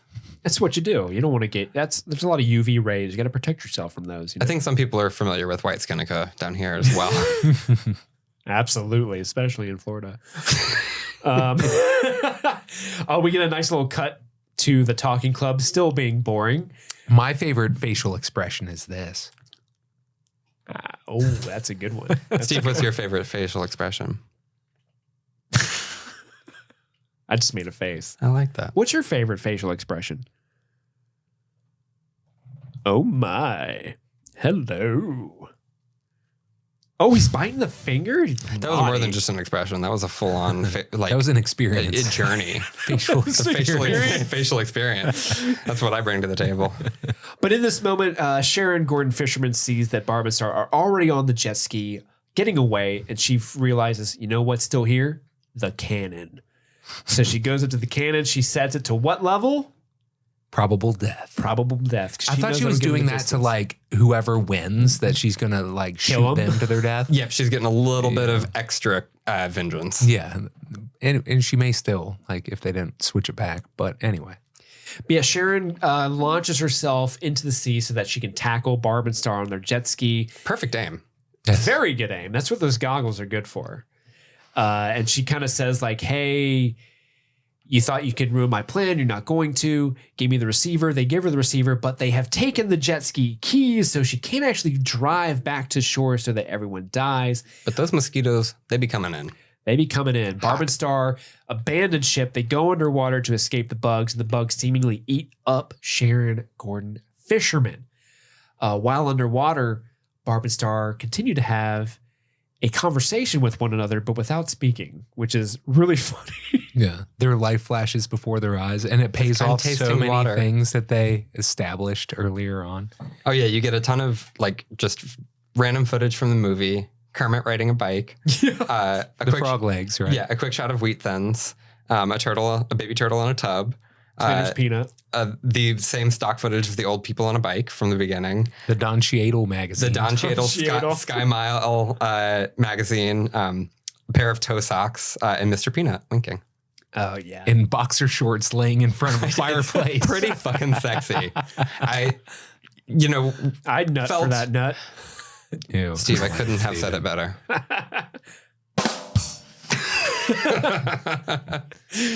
And everyone's really sad. They're all on the shore. They look at the bugs kind of taking over where Barb and Star were. Everyone thinks they're dead. They were far out there. They did. But they get saved. Guys. Guys. A magical fucking wave. A magical wave. I think they call it Deus Ex Trish. Deus Ex Reba. Reba. Yeah. Reba. The titular Trish that they've been talking about this whole movie, played by Reba McEntire, along with two turtles, because of course the two turtles from their two stories. They get saved by them. They get brought to sea. I love Edgar's quick. What the fuck? What the fuck? And then they're reunited on the beach. Star tells Edgar, "I love you with all my fart." What a terrible time to have a poor speech delivery. And then at this point, Sharon Gordon Fisherman shows back up. She's teleported, apparently, from the center of the ocean. Maybe Trish saved her too. You know, she went back. I don't know. Trish is a very fun-loving water spirit. She's great. You know, Trish. She doesn't trusts. judge. Yeah. Yeah. She trusts. You can trust her. But Was she Sharon's missing an ear? Who? She wasn't. She wasn't missing an ear? Also, Damn. whenever Star sneaks in right after her date with Edgar, where she reveals her tiny pieces of rice toes, she tiptoes in full feet. Oh, damn. Yeah. That's okay. Feet. That's okay. Full ass feet. Full ass feet. But yeah, so Sharon shows up. She looks all bit up by the mosquito. She at some point had ingested the antidote, so the dangerous real antidote bite didn't kill her. And Barb kind of confronts her like, "I am Barb Quicksilver, and I have been delivered. I am a phoenix.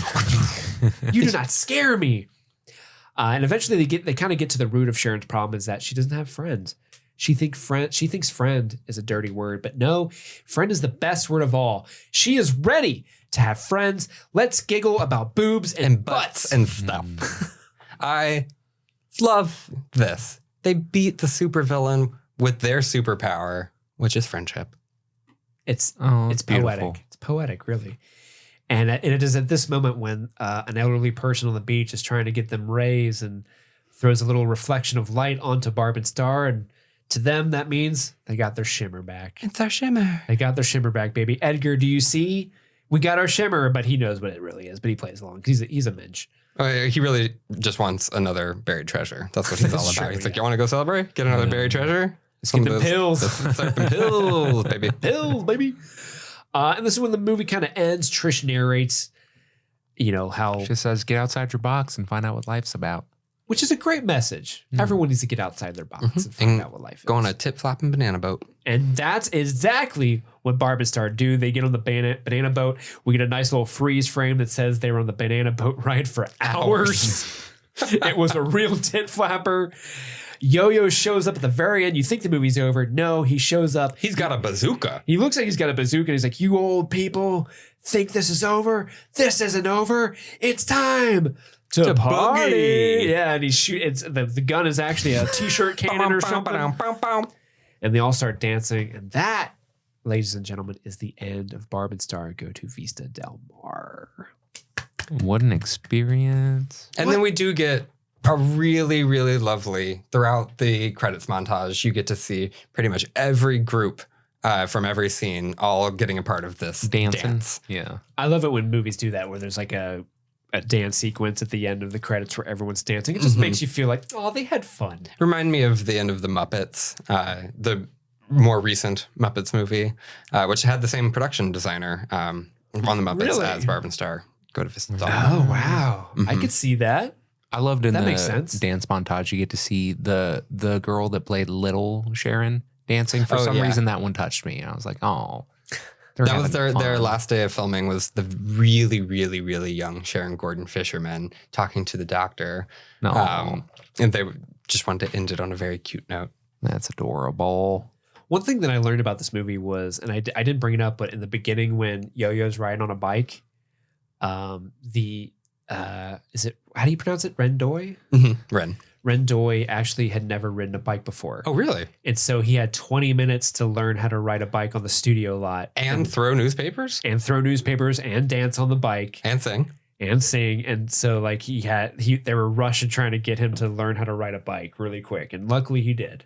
Which is kind of nuts. Killed it. Yeah, he definitely killed it. His first day on set was that final beach scene. So going out in front of 500 plus extras in 130 degree heat in Mexico and dancing his ass off in front of all of them. Good for him. He steals every scene he's in. Oh, yeah. He's wonderful. Well, Stanton, that was a wonderful experience. I'm really, really happy you suggested Barb and Star for this episode, and even more so excited that you were able to come and join us in the studio. Absolutely. Yeah, Thank you so much for trusting that, I wasn't going to come with... Are you armed?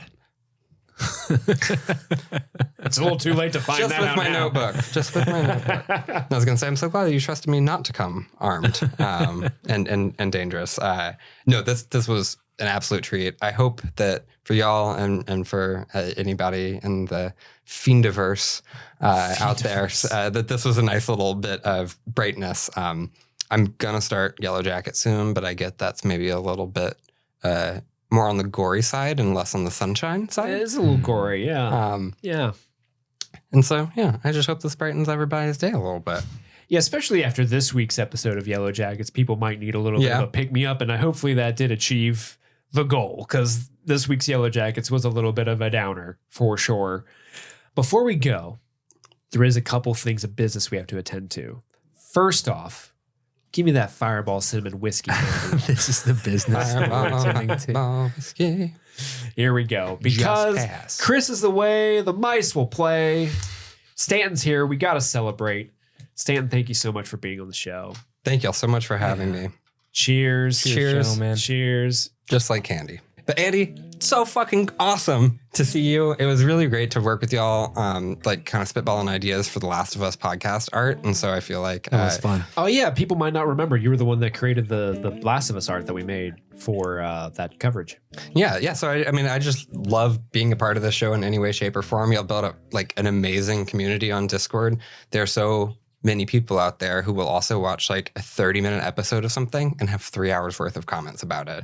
And that is my tribe. Well, guys, if you listeners, viewers, if you want to get in on the action that Stanton has, you can always go on to patreon.com/streamingthings and sign up for a variety of tiers. And if you guys want to be a little bit a part of the show, but you can't afford to give us some dollars on Patreon, that's okay. Times are tough. We totally understand. We're just honored to have you as listeners. You can interact with us by emailing us at streamingthingspod@gmail.com. Well, thank you all so much again for listening. Stan, thank you so much for being on the show. This has been Streaming Things. My name is Steve. I'm Andy. And I'm Stanton. And this is Streaming Things. Happy streaming.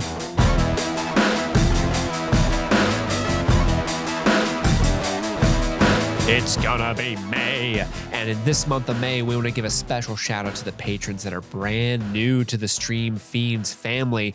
This first person isn't brand new, but they have upgraded their tier to the highest possible tier, and that is the K-Stu patron saint of Streaming Things, and that is none other than Will Nash. Thank you, Will, for your patronage.